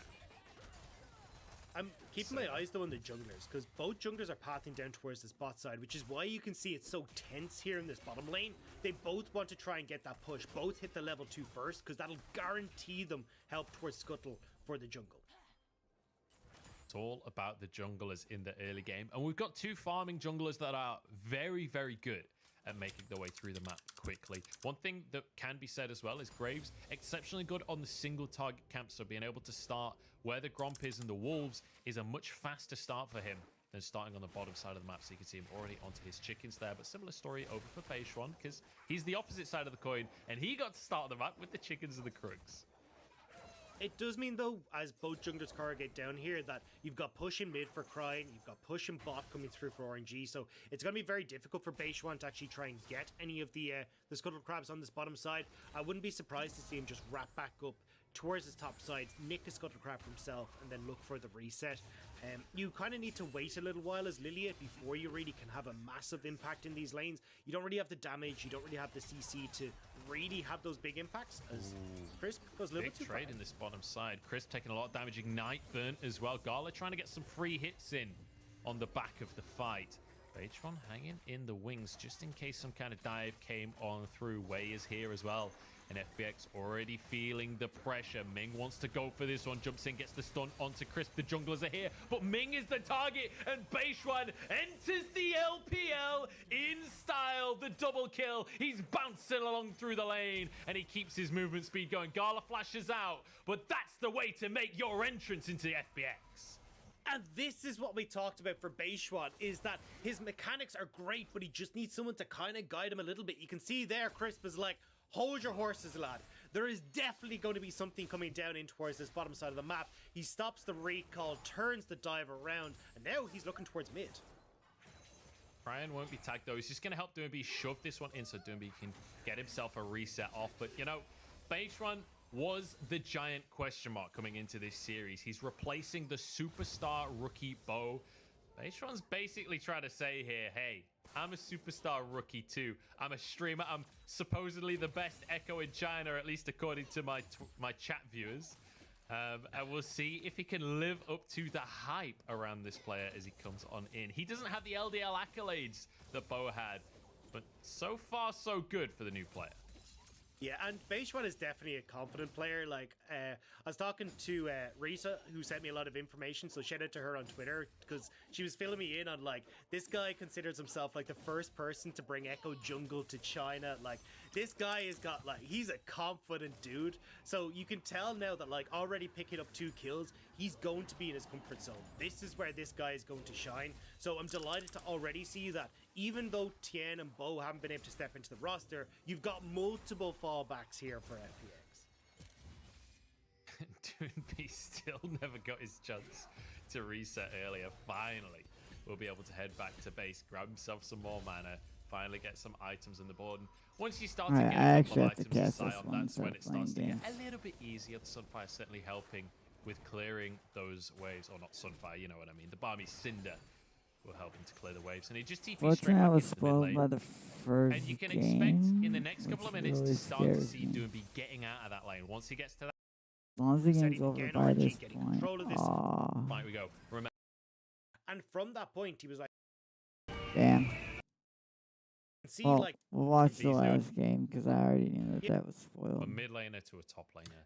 The longer the split goes on, the more he is opting into just playing top lane picks and actually playing the top lane that his team needs from him. And it feels like really a development of him as a player. And it's exciting to see him growing in this role. yeah, I mean, he's played so many unique champions up here. Like, you know, the Syndra, the Oriana have both been in this top side of the map. So you still have a huge amount of flexibility and some really creative team fights that come out of RNG as a result of that. But when it's able to go back to bog standard, a lot of the team is just going to feel more comfortable, right? Because Cryan knows what he's supposed to be doing on an Oriana. Gala knows how to play around a big, beefy front line. It becomes a lot easier for RNG to find these fights, and especially against a team like FPX, where you know how talented this roster is. The easier to operate, the better in a lot of situations. Especially in these super tense games, quite often that can be the difference maker. I mean, in the last game, I would argue that there was a lot harder for FPX to win in the late stages than it was for RNG, down to the drafts that we saw coming on through. Batron has his sweeper available, so despite the ward spotting him out from Cryan, at least he's able to clear that one and continue the push up towards the top side. On the opposite side of the map, though, Wei pathing down towards this bottom lane. He has a big amount of push going from Ming and Gala, though, so you don't expect him to be able to find a gank there, but maybe just be able to find himself a scuttle trap. I think it'll just be scuttle into backing. The big thing about spotting out where Beishuan was is you're free as Gala and Ming to keep up this pressure on the bottom side. Try and chip away at this turret for a little bit, especially with Wei being in the vicinity to help you out in case anything goes awry. So at least a nice bit of breathing room for Gala and Ming. Whereas that's reflected topside for Nuggery, who is really trying to punish this Scion every time he moves towards a minion. Yeah, he is desperate not to let Xiaohu have a single CS. They're fairly even for now, but that lead, I think, will only get worse in favor of Nuggery, at least in the early stages of the game before Scion has any armor to work with. There's a similar story in this bottom side as LWX being kind of bullied underneath the tower, trying to sweep up as much of that CS as possible. But as we mentioned, the jungle pathing, Wei would just be finishing off this bottom scuttle. You saw Beishuan grab the one towards the top side. And Wei, as we head towards the 4-minute mark, could look towards a Gromp respawn, but I don't think it'll be up just yet. Ming going to drop a ward down on that one. And it looks like they're quite happy to concede the Gromp. They'll allow Batron to go for that on his own side because Wei wants to reset and get his own jungle. Actually, curious word from Doomby there, just trying to see if he could spot out exactly where Wei was going to be. So both teams operating with essentially full knowledge because they're going to spot Wei as he enters into this top side. And that might signal Beishuan to try and go for some funky plays on towards his bot side or even try and help Doomby in this mid because you're going to see Cryan getting that reset there. So he'll be back in lane, and with that big wave underneath the turret, Doomby won't be able to push this out, and there's the opportunity for Cryan here to walk back to lane and hold on to his TP if he wants to. I feel like he's all eyes on Wei right here. When there's a ward on his Gromp, there's a ward on his Wolves. Wherever he goes, the cameras are pointed at his direction. Any kind of misplays, the whole of FPX is going to spot the mechanics. But Wei this is moving dangerous towards from the Beishuan. chickens. Beishuan Doomby has him back. should be able to finish this on. One more Q, does get the big chicken. Will walk away. Cryan not moving over just yet, but Beishuan stays for a Scryer's Bloom. Playing it on a knife's edge here. And he's actually going to move towards Cryan in the mid lane there. As Wei will start this Drake off. Crisp is here. This will be spotted out at very least. Although, not sure if that's true anymore. Crisp didn't spot it for there. We'll spot it now. LWX is nowhere near though. And Batron is on chicken. So Crisp does need to back away from this one. This will be RNG just grabbing the Drake. No contest from FPX. LWX isn't there. They could take the fight after, though, off the reset from LWX, but nice job from Ming, forcing Chris back, although it's not over. Here's the TP from Nuggery. Nuggery wants a little bit more action here. He's going to look for Ming to start this one off, but can't find the stun. Completely denied. Ming playing bouncer for his team and stopping any of the mischief that FPX wants to kick off. That was clutch from Ming.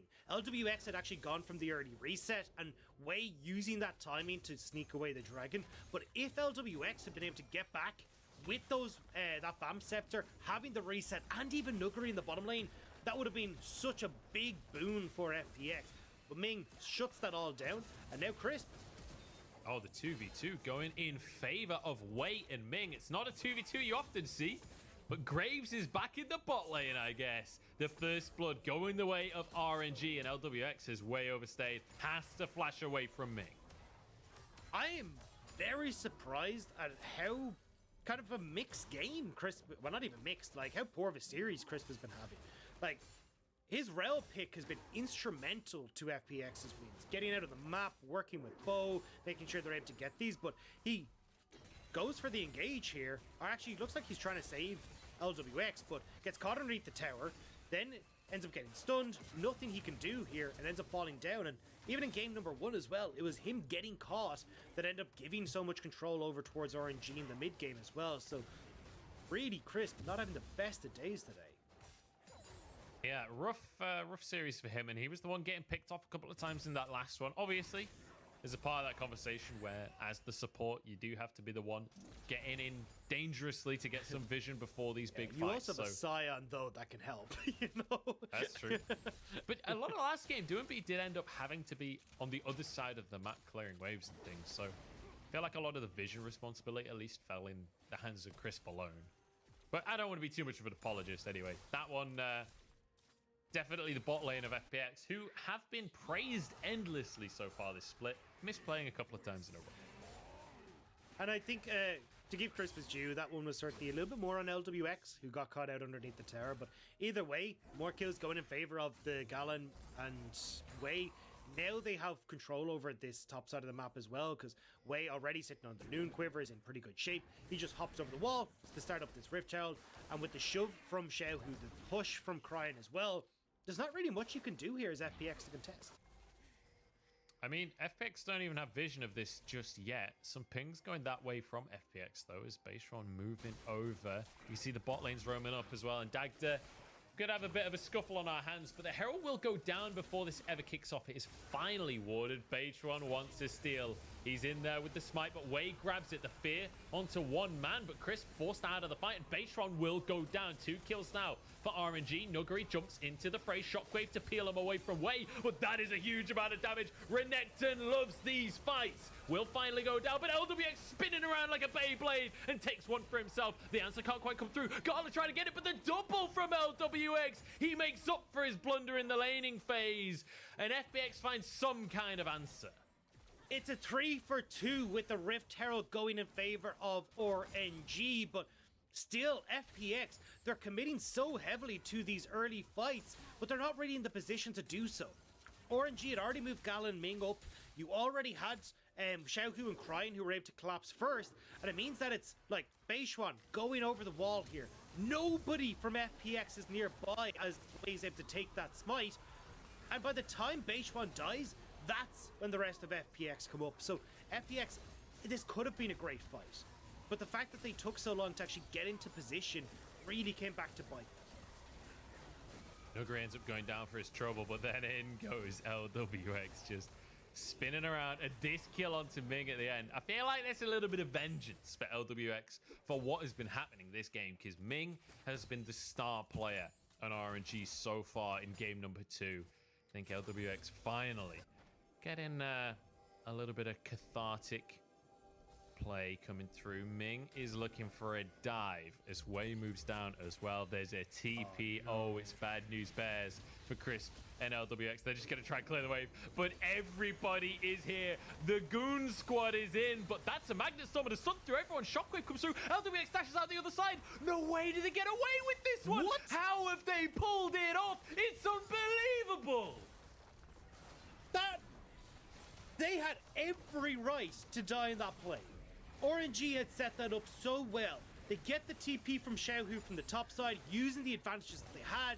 They were trying to get the kills, get the turret into Dragon, and FPX, they somehow managed to worm their way out of that. That was amazing play from Crisp and LWX to get away.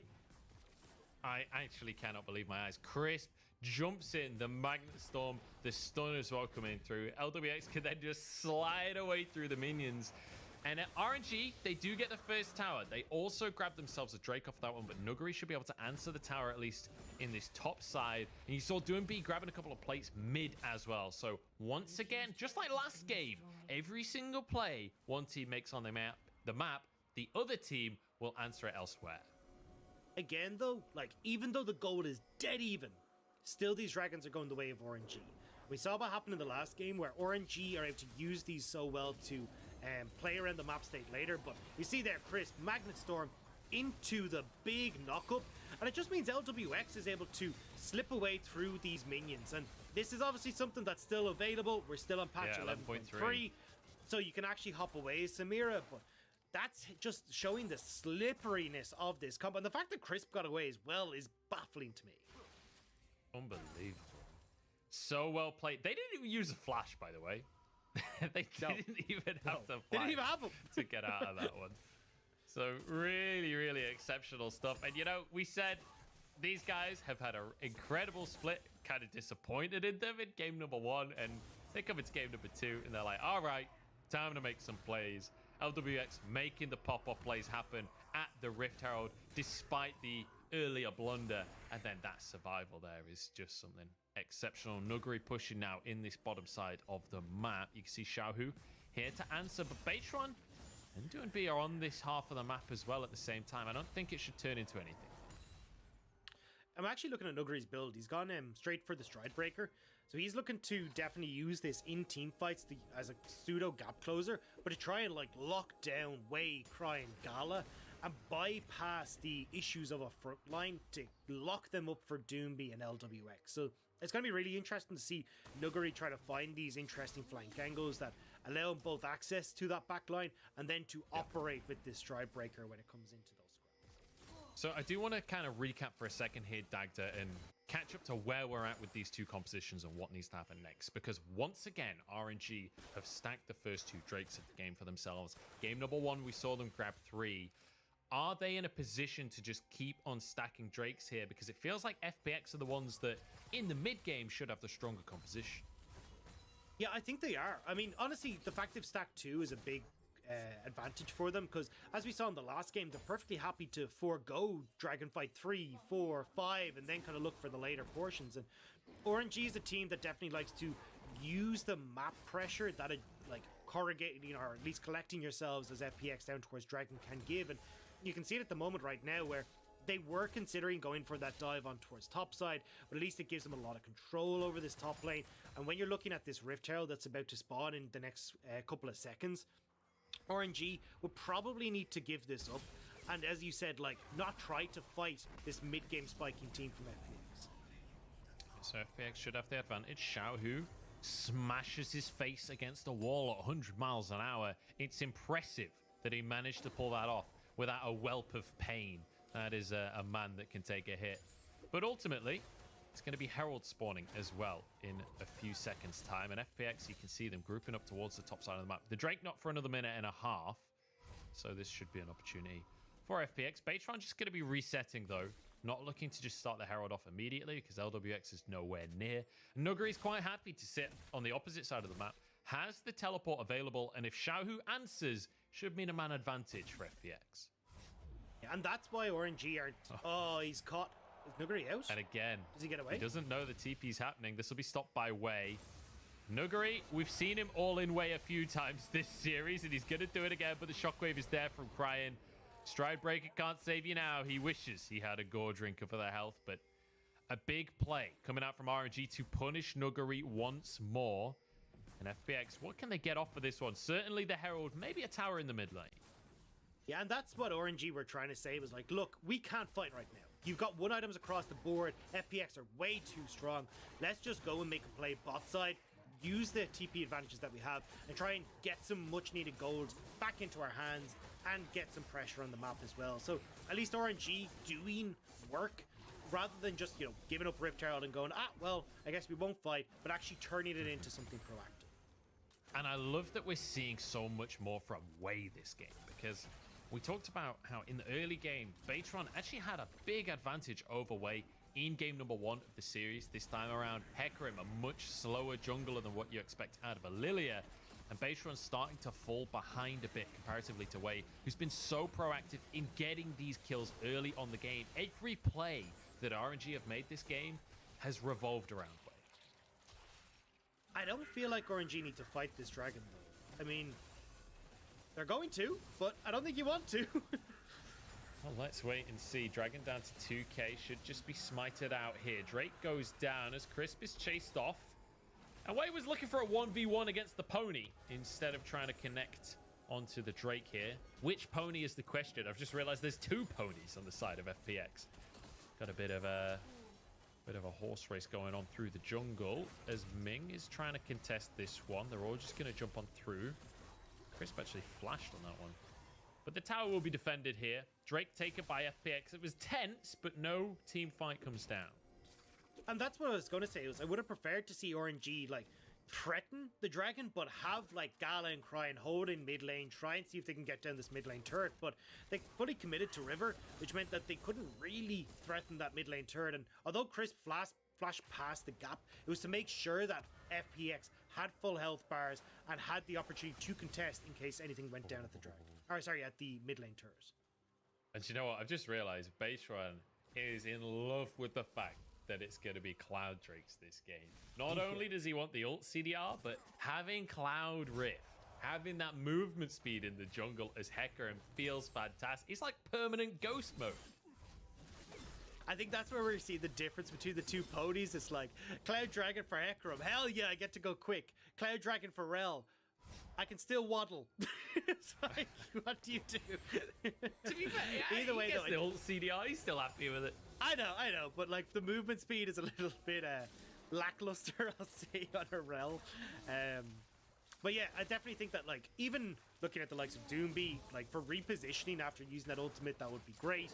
Same when it comes towards Nuggery, like and even the Infernal trigger as well for LWX. A lot of great opportunities for FPX to use those movement speed upgrades, but FPX hovering mid, trying to see if they can stop RNG from taking this turret. We'll be able to do so. Xiao gonna grab himself a blue buff, much needed. Nuggery arrives a little too late to force the 1v1. Ming in, but Baserun dashes himself out using that ulti. Crisp having to Hex splash out of the play as well. A group up here in the mid lane from RMG should secure themselves this tier 1 tower. We'll just be answering for the one that FPX took earlier on. So it's 2 for 2 in towers. 1 on a side lane and 1 mid on either side. And this is a very, very even game right now. RNG, though, with the 2 Drakes with 1,000 gold lead, does feel like they're the ones with a minor advantage. And once again, we talked about them having a bit of a better composition for the late game. So it feels like the onus right now is on FPX to try and make some plays and close this gap. Yeah, it's going to get to a point where Baserun just gets one-shot by everything on RNG. Like, he's just not going to be strong enough to deal with this. And although you can kind of see, like, even scaling in the mid lane, certainly this Kai'Sa is going to be so strong. She's even gone towards the Kraken Slayer. It's not even Gale Force. Like, they're all in on RNG's side on that late game scaling. And unfortunately for FPX, because, again, they haven't been prioritizing these early dragons, there's no need for RNG to fight them. They're going to just play the map. They're going to just let go some of the next few dragons, try and get some of the standing gold for themselves, and accelerate this composition to a point where they're happy. Like, you've still got turrets top that they can take. They can still threaten mid lane structures. There's so much gold on the map that RNG can look to play around rather than just the dragon. And I feel like Dune B especially has had quite a quiet series, honestly. Obviously, this game he's on the Victor, right? Like, his farm is fantastic. He's just scaling into things. He'll take a while before he can do much in this one. You really want to be on sort of the 3 items before Victor's really hitting his stride. But in game number 1 on the Scion as well, like, didn't really manage to have the impact in the side lanes that we wanted from him. Quite often was a little lackluster on the ultis, so I'm hoping to see a little bit more as the game progresses from the super carry in the mid lane. Cryan, on the other hand, the Orianna has been instrumental so far. Xiaohu, him and this really TCL banner, man. Every single time he sees this TCL, he's just enraged. Has to slam his face into it over and over again. They're not Ming done, flashes forward. Good flash from doing B there. Managing to keep himself safe. RNG grouped up in a bit of a death ball. Nuguri will just clear the wave and have to move away from the situation as Way looks for an opportunity there. But FPX are quite easily telegraphing that they don't really want to go for the fight on this one. Playing at arm's length. 10 seconds until that Drake though, so I don't think they'll have a choice. Nuguri, the target, as RNG commit to the player. Surely this should be Drake for FPX. He flashes out. He's going to survive on this one. His TP is available as well. And now RNG re-enter the Dragon Pit here. FPX going to start it off and pull it out of the pit. Beishuan over the backside of the pit. He's looking for a flank. Hex Flash, though, from Ming is beautiful. And they set off the fight just the way that they want. LWX surviving, but he's taken down by Way. Shotgun blast to the face as the rest of RNG just group up and take down the members of FPX. One by one, more notches on the butts of their guns. And it's going to be a 4-for-1 trade and a Drake for RNG. Too many members of FPX tried to flank in that fight. Beishuan was at the back of Dragon Pit. Nuguri was zoned away. And all you're left with is Crisp to try and defend against 5 members of RNG. That is never going to go well. RNG get the Dragon, now they get the Baron, and all that gold is going to do wonders for Cryin and Gala. Kind of hilarious ult once again from Xiaohu. Like, I'm not sure how many games of Sion he has played, but he ulted for a bit of movement speed to get past the crap. Maybe just try to race on this one. Either way, though, it's a Drake, Baron, sorry, taken by RNG. 3 Drakes on the board as well. Every single advantage they could ask for is going their way right now with a 3,500 gold lead. They are on the cusp of finding themselves that second place in the LPL. Yeah, I don't know what the thought process here from FPX was. Like, you've no vision on Ming, but you've no frontline here either. So the second that FPX get engaged upon, you've nowhere to run. Doomby has no flash, RNG just collapse, and then FPX's frontline eventually arrives to the fight and goes, whoops, sorry guys, our bad. Like, it was a weird set of decision making from FPX, and it nets RNG a big win, and potentially that could be the game changer here for RNG, where now 3,000 gold in the lead, Baron in their hands as well. They can suddenly sweep all the standing gold that is still on the map and just start to take over with this late game scaling composition. It feels like FPX were trying to position like, okay, let RNG start the Drake and then force the fight. Oh, Crisp, you're in the wrong spot, buddy. Xiaohu's happy to just keep him there. And once again, Crisp is caught out, but this time his team tried to help, and they've caught themselves out as well. Doomby in a 1 versus 3 here because Beitron can't get into the fight. Another knock-up from Ming. Doomby still surviving though, not much damage there. Finally goes down as Gala finds the kill. Nuguri in 1 versus 3. They've got to get Gala. The fear is there, but they can't lock down the Kai, so they can't get the kill. Nuguri now stunned up as Gala looks for more. Nuguri cannot close the gap. The Renekton can't find a way in, and in the meantime, the rest of the team has died somewhere else, and RNG blow this map open. And just like that, RNG are able to find their wins, playing out this map so incredibly well. Now they're going to crack open this mid lane inhibitor. They can rotate over towards this bot side as well, and this is going to be a pretty old big Baron buff that they're going to make use of. And it's been a really unfortunate game here for FPX. We asked if Beitron would be enough to fill the shoes of Bo, the void that Bo has left in this roster for FPX. Game number 1 looked pretty good on the Lilia. Game number 2 on this Hecarim, feeling like we need a little bit more. This was a tall task for FPX coming into this series to be able to match up to a team like RNG. Feels like maybe our answer is before us here. Let's take another look as Crisp gets caught out. And this fight did come close at the end of it, but RNG doing a great job of protecting Gala there. I want to see what happened mid. Yeah, just LWX gets caught on the edge of that shockwave. Nice job from Cryin to set that up, and they just chase him down. From this point, like with the speed ups coming through from the Orianna, you're not escaping here as LWX. And it's a bit of a mess but from FPX, and I don't know how much can be put onto Beishuan, because honestly it feels more so like the shot calling has been a bit messy from FPX as Xiaohu. Xiaohu's a tanky boy. He's okay to go for this one. LWX going to be stunned up. Dashes out, though. Has the style points to go into the fray. Gala knocked into his GA. Maybe this is the opportunity for FPX. Nuguri in onto the skirmish. Has a bit of sustain, but goes down eventually. Now the rest of the team is here, but they're too late. And Gala is popping off once again. This man in the bottom lane for RNG consistently carrying and making things happen for the squad. RNG are so good in these fights. You can see every time they enter, it is Xiaohu prime position to front line, making sure FPX can't just have LWX dash in with the Inferno trigger, because there's too many things that he has to watch out for. Now, mid lane inhibitor down.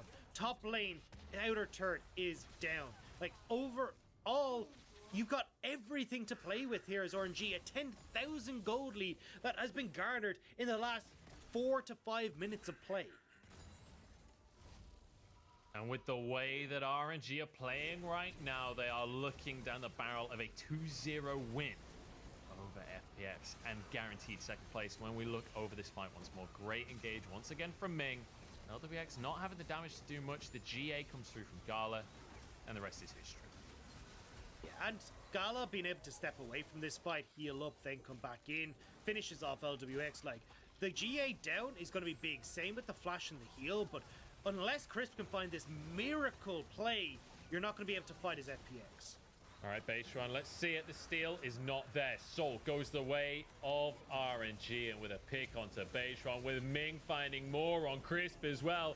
RNG find yet another double for Gala, but he's shut down by Nuguri on the backside, and Doom B coming in as well. LWX has the style points, pops off with the Beyblade, but he gets taken down in the end. 2 versus 4. Nuguri goes in and finds yet another assassination. Doom B, though, knocked up, and Ming is there.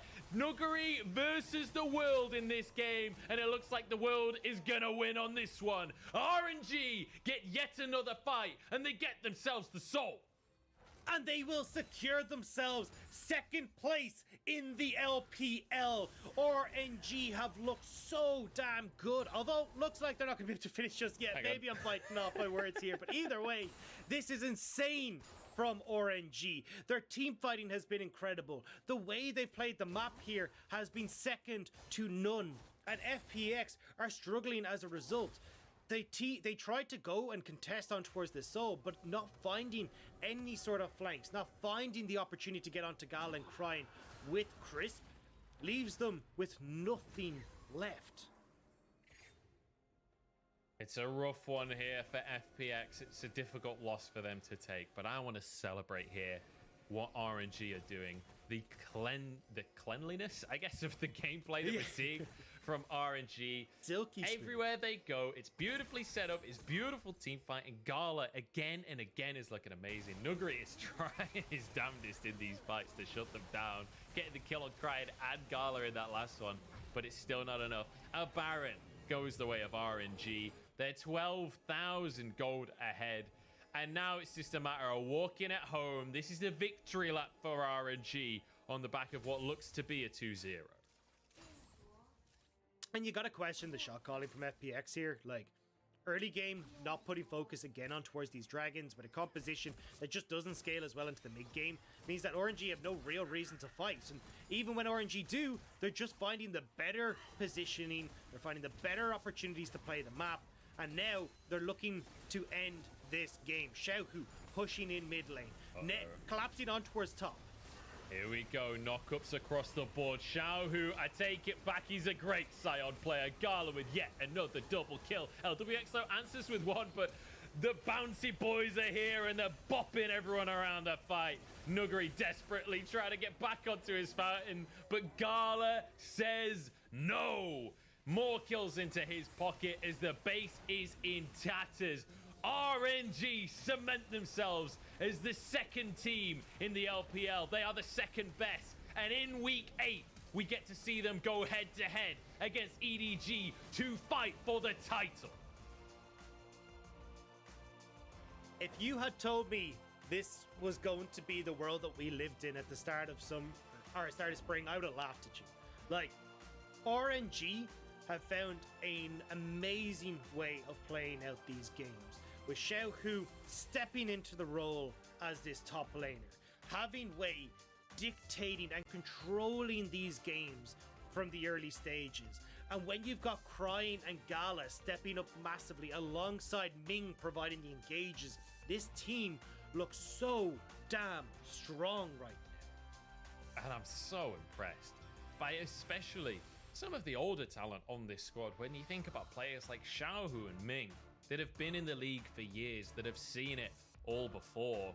And it felt like last year, you know, we obviously had a very lackluster version of RNG last year. And it didn't feel like, I'm going to be brutally honest, it didn't feel like it was going that well for them as players. But this year, they're coming back into their own. They feel fantastic. I mean, Lyric would shoot me if I said Xiaohu wasn't the best mid laner in the world last year, but he's a little bit biased on that one. Well, but Mole was the best mid laner. Oh, true. Yeah, Xiaohu's second.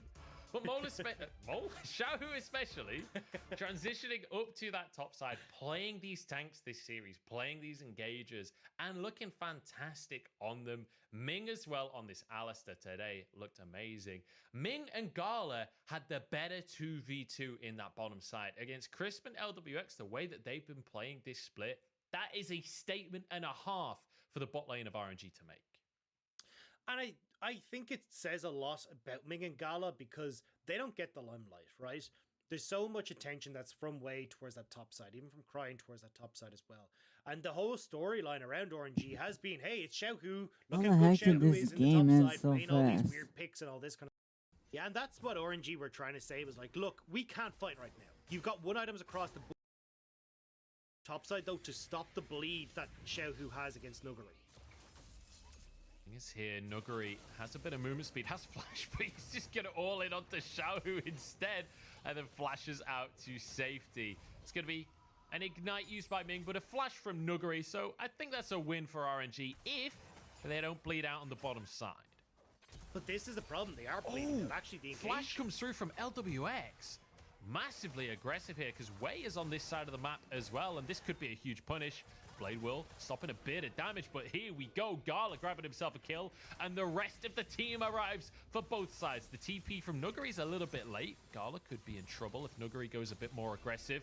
Shock Blast doesn't quite connect, and Nuguri's gone too deep, and he's pushed back into the fray by Crying. Beautiful Shurima shuffle, and RNG are coming out on top in these scuffles. Wow, they just fell apart. Oh, it's early. messy from FPX. They'd actually got the big win there.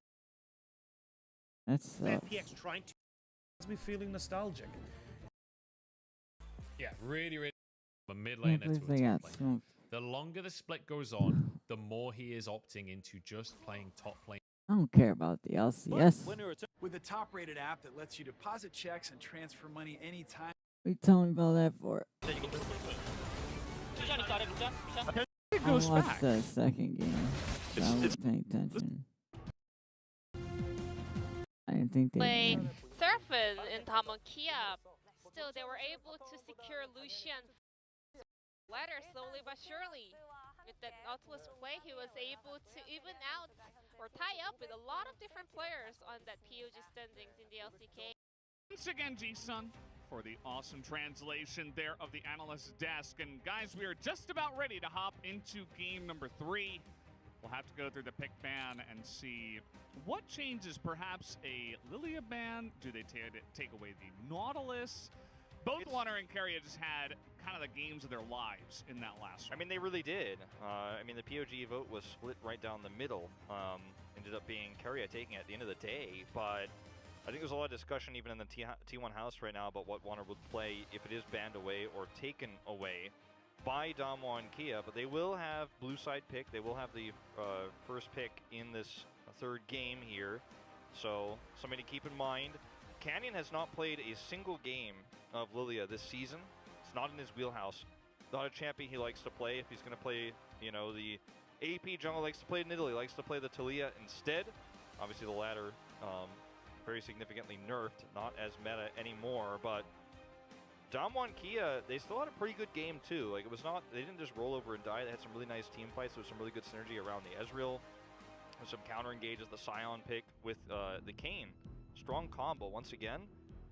But I cannot overstate how impressive it is for a team of rookies. I mean, a team that has so many rookies, right? It's not completely rookies, but a team of very young players like T1 to bounce back after a loss like the one they had in game 1. They have the most critical fan base, perhaps in esports history, and and yet they keep their composure. Well, that's what speaks volumes about these players, their integrity, their confidence, more than anything else. Yeah, it's huge, and you need something like that after game number 1. Otherwise, you're just another one of those teams in line to just get 2-0 clapped by Damwon Kia. But T1 said no, we will not go just yet. As we're getting into the bans here, Udyr and Thresh going to be the ones that started off. Same as game 1. Into the Senna this time. This screams that T1 want to first pick the Lilia. They could even potentially ban away. I mean, they could ban a Gnar here, or they can ban, you know, Kai'Sa. Strong ban either way. That third and final ban for Damwon Kia, I mean, that's the really big statement Damwon's going to make. Are they just going to say, okay, we're okay with you playing Lilia once more. We want to take this in a different direction. There's the Kai'Sa ban I was talking about. Like, this is it. You make a call here, Damwon Kia, because you've already had to deal with this Lilia player twice now. The first game, it's even though they were there, it is. Yeah. Because even in the first game where things looked rough, like Wonder made a huge impact on what was a very losing game from the start. Yeah. And like, you've got to respect that. And you know, they'd rather deal with the Rel, just blind here, than deal with the Lilia. Rel and Seraphine still available. Did Damwon Kia say Seraphine wasn't the problem and we run it back? Or did they look elsewhere? Because the Ezreal Seraphine kind of feels like they picked the Ezreal to go into the lane with the Seraphine, but at the end of the day, it was the lane that kind of got dumped on in that last game. And I'm not saying that Seraphine is a bad champion, quite the opposite. But you might want to just switch it up. I think the Alistar is the best counter to the Rel, and it has the best win rate in the LCK in terms of matchups into Rel at the moment. So even though the Seraphine is open, it could still be played in the mid lane, potentially. Not for Damwon Kia here with Canyon picking up the Nidalee, I don't think, but still something to consider, as we'll see Graves actually picked into this for Wonder. So maybe the second time he plays it actually in the LCK. And there's the Samira pairing here for Teddy. Not really a go-to pick for him. And this does move away from the identity of T1's bot lane, because Carry is kind of a one-man show. Oftentimes he's a big roamer, likes to go around the map, likes to play deep into the jungle. And Rel is a champ where you can't do that alone. You need someone to be tethered to. So this is going to be more of a focus on the laning phase and the duo. You're going to see a lot higher duo proximity in this game for Keria. So big departure from what we've seen from T1 so far, where they were trying to explode and get an early tempo lead in games 1 and 2. In game 3, the Samira is still looking for that tempo advantage, but not as directly. Not as blatantly, right? I mean, you're not looking for crazy dives and solo kills and stuff like that. The Xayah comes out here from Ghost. If we swapped the rosters, I wouldn't have been surprised to see Teddy on that pick. He's very well known for that, but Ghost gonna try his hand at it as Orianna is taken off the board. They know that, you know, with the Graves jungle, there's a much less chance that they're gonna go ahead and pick some kind of AD mid, so you want to take away some of those control mages. I wonder if Closer will just consider playing a Victor or even a Zoe here with the bans that we see. I like the Azir ban a lot, because that's something that can lock down a lot of the champions that are left team going into this, especially after that game 1, and then you lost your momentum in game 2, and in game 3 this draft is not very Damwon Kia. Off of a really proactive attempt here from Khan, but the accelerates the Zhonya's, that should be next. Engages the I just did not. the map. Game as well, especially their split push. We've seen crazy stuff Khan's done busting by out the Camille GP, in the yo. Of course, in a DK similar is. vein of like TF Camille, except obviously Ryze can't teleport as far. But you can do some plays where you 1-3-1, or maybe you just like secretly have Ryze walk up and then you do 2v1 counter in the split push lane, and then you just take an inhibitor too fast for the enemy team to react. They have some really crazy late game plays on the side of T1 as well, not to mention Samira Graves that can also scale very nicely in their own right. I'm on a level 1 Khan, this is going to be very happy. It's not something like an Orion that's going to have big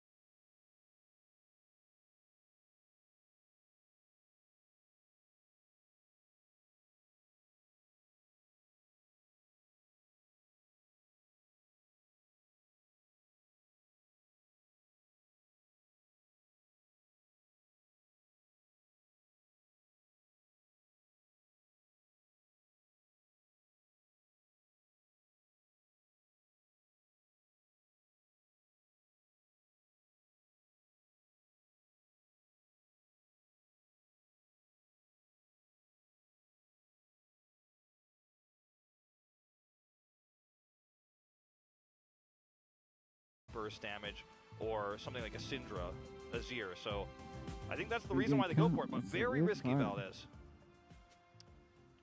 Pretty interesting one coming into game number 3 here. Does feel like this could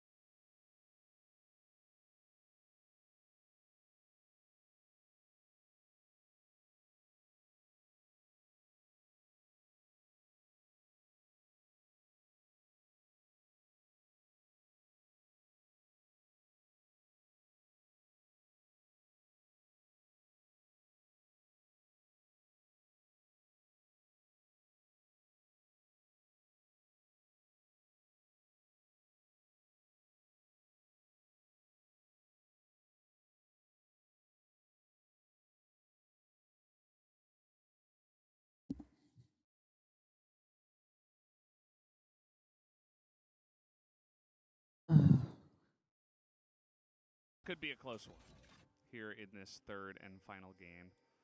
The GP and the Xayah, when you consider it alongside of the Seraphine's support in the late game, the healing from Intake Canyon and the burst from him, What? as well as some Never frontline mind. and engage That's why from this Beryl, game wasn't even does feel close. pretty nice as the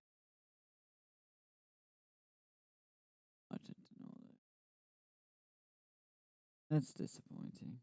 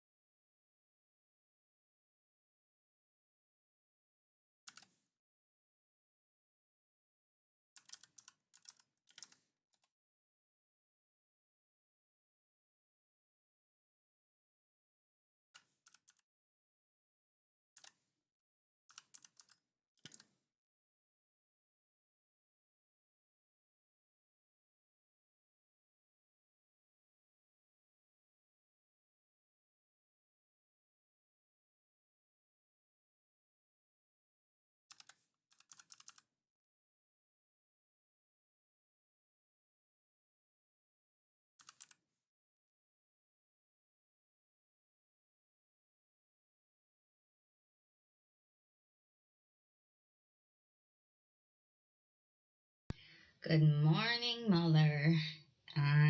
Here is so I start with a prime. Just make sure when you apply and rub in a circle.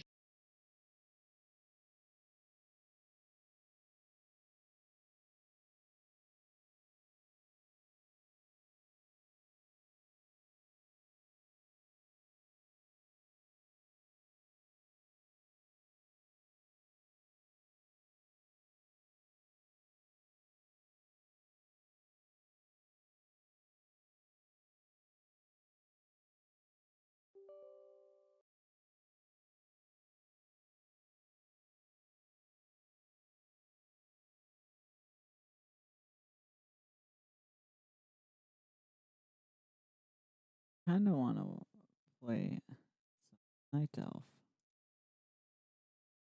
But I know, frustrated. So. Hi. Hello. How goes it? You just missed a lot of LCK. About to play some League. Hold on, let me fix that chat for you too so you don't hear it. I don't know why. I have it set to play through my speakers. For whatever reason, every time someone types, I have to fix it. Not like once, like now it's fixed. So let me just make sure.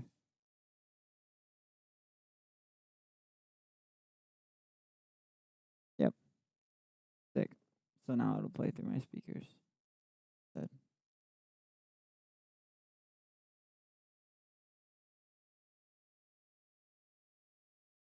I'm just loading up my game right now. You're wondering why there's nothing on the screen.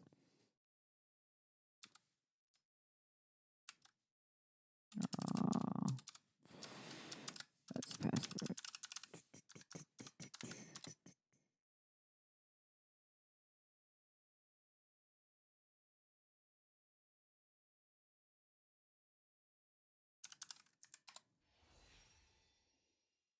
This. I gotta fix that. Perfect.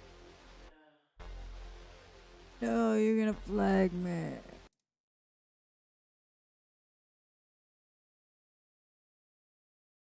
There we go. What's up, man? How's it going? What? Real quick.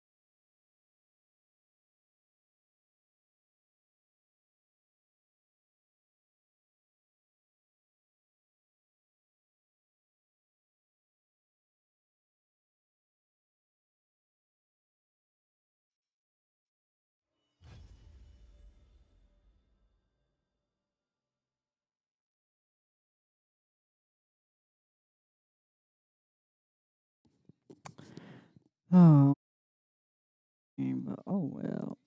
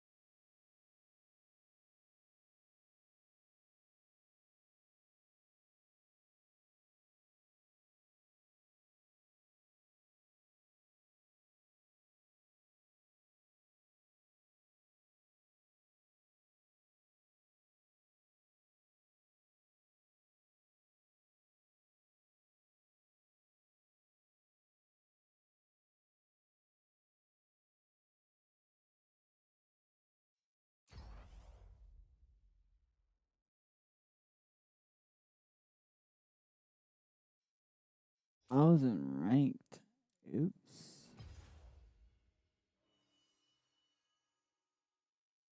You know what?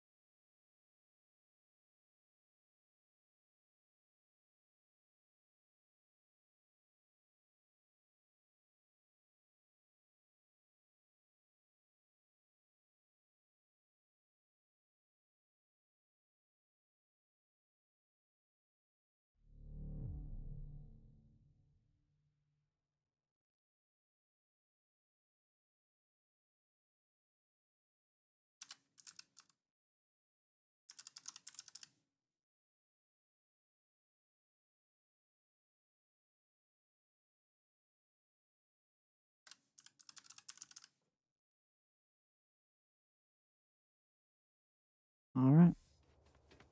Better.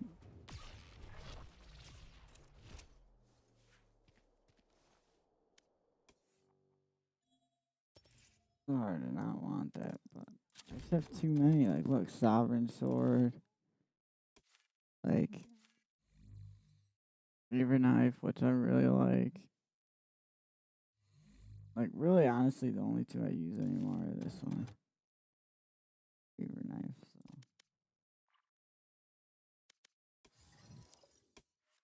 Like, rush to warm up, and then hopefully get a game in. Match found.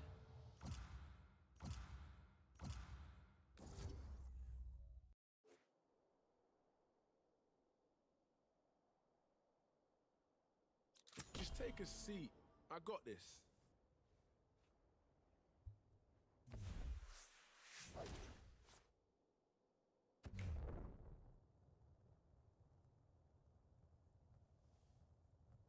The one time I don't hop on Killjoy. I mean, not Killjoy, Reyna.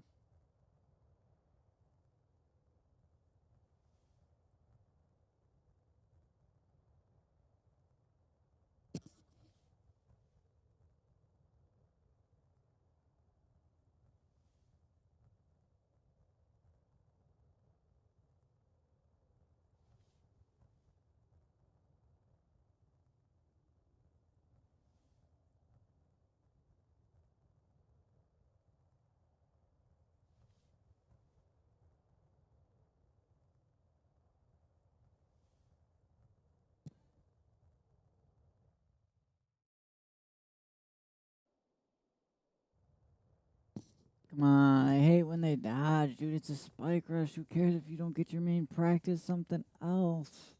Like the point. I'm not playing Reyna. I mean, Phoenix is my secondary. Oh, people like this are even worse. Ones that like make you wait till the last second for no reason.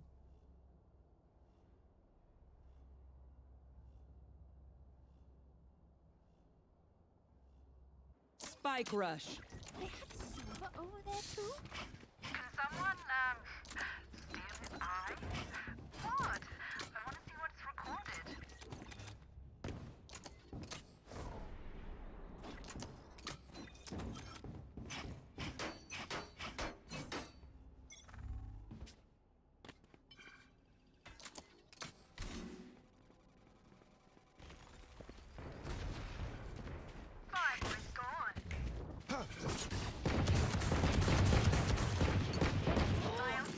One enemy remaining.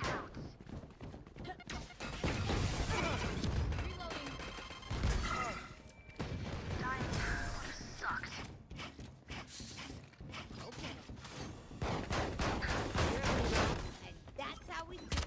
Reloading.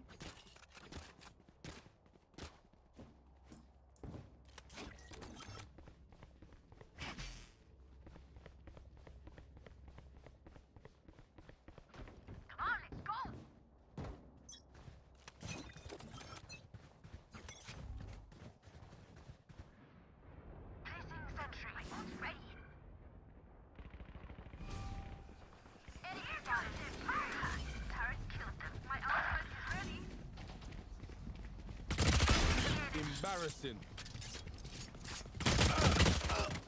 74 on Jet and 52 on Silva. Next, yep. They were right in that Jet smoke. They're probably going up to mid.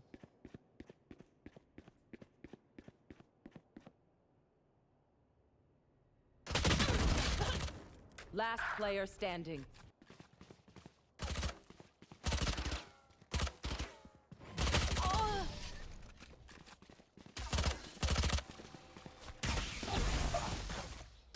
Last round before the switch.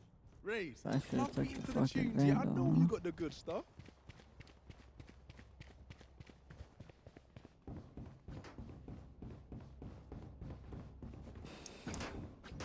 Stop them.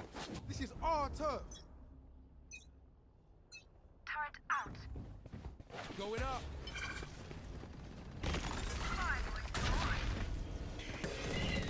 Come on, let's go.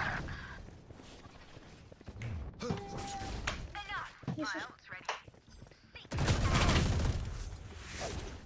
Nowhere to run.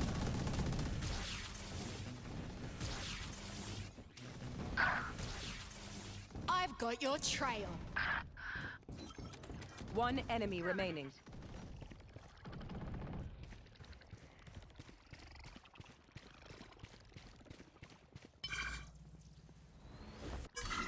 Last player standing. Where is she?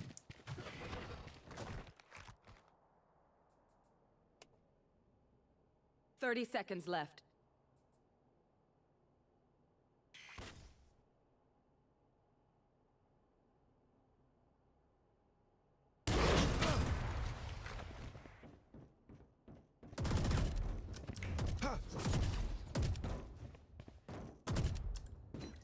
Ten seconds left.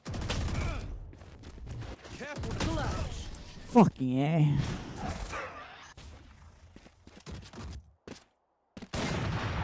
Switching outside sides. all their ladies.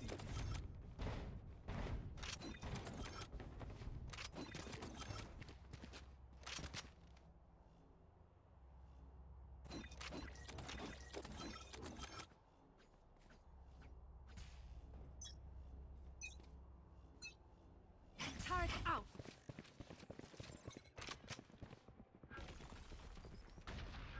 My ult's ready. Here goes the party. One left. Boom! Enemy spotted. 5. Spike planted. Enemy spotted. Somebody out.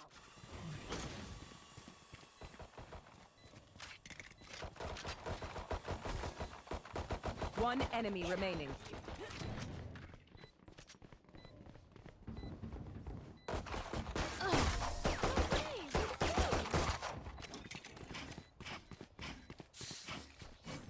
Remember, your weapon is only a tool. You can't just shoot. You have to think.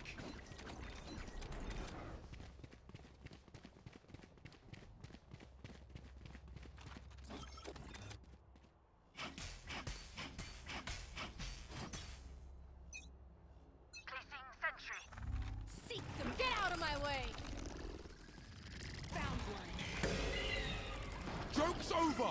You're dead!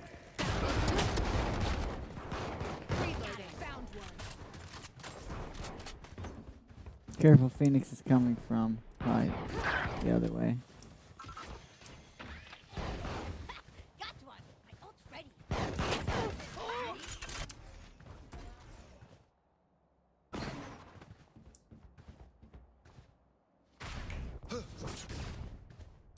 Enemy spotted. Spike planted. Fuck. He's below you.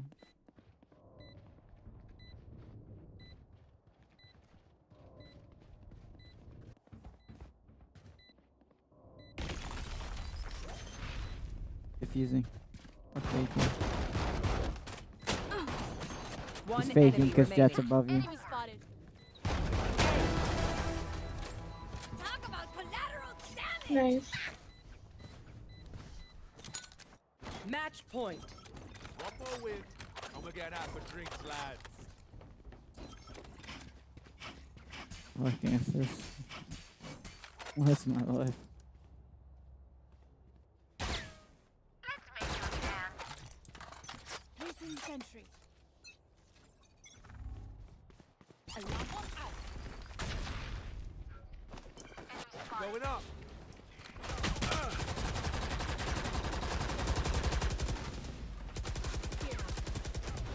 Careful now.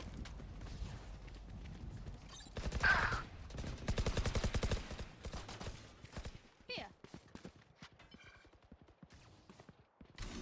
Off your feet! One day, my ult's ready. Get out of my way. Ed! Come on, let's go! Enemy spotted.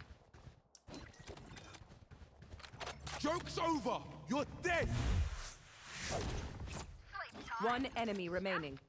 My ult's ready. 30 seconds left. Enemy spotted. Spike planted. Bomb buddy out. Here comes the party. Satchel out. Satchel out. No charges left.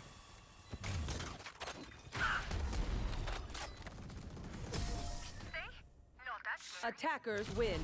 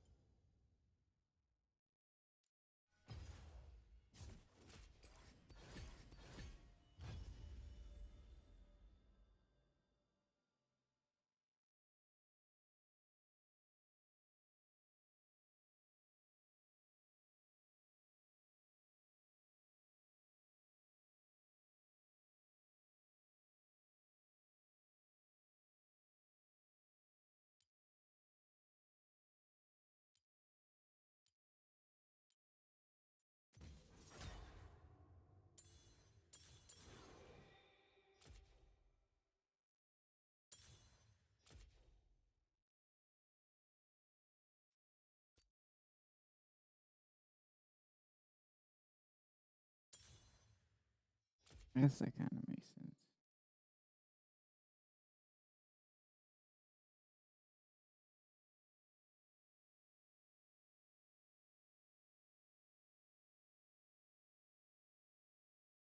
What else would you take?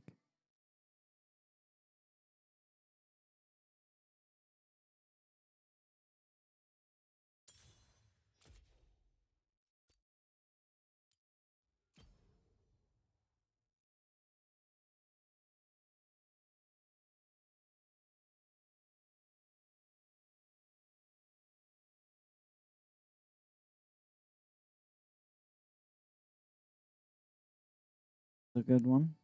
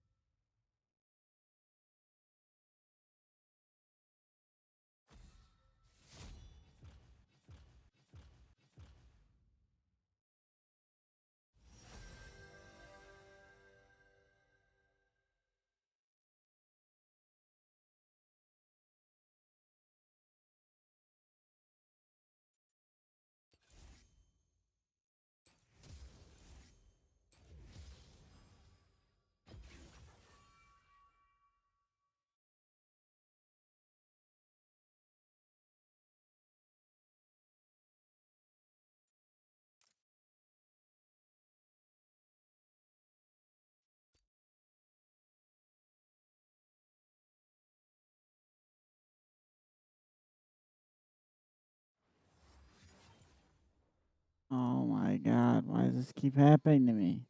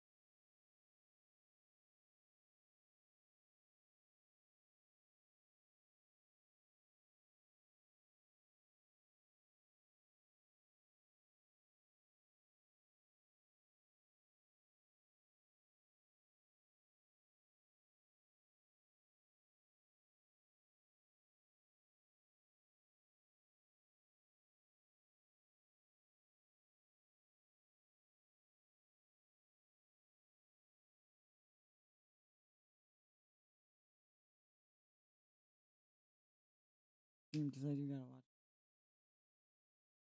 watch. It is 12:28, but I'll be streaming later for sure.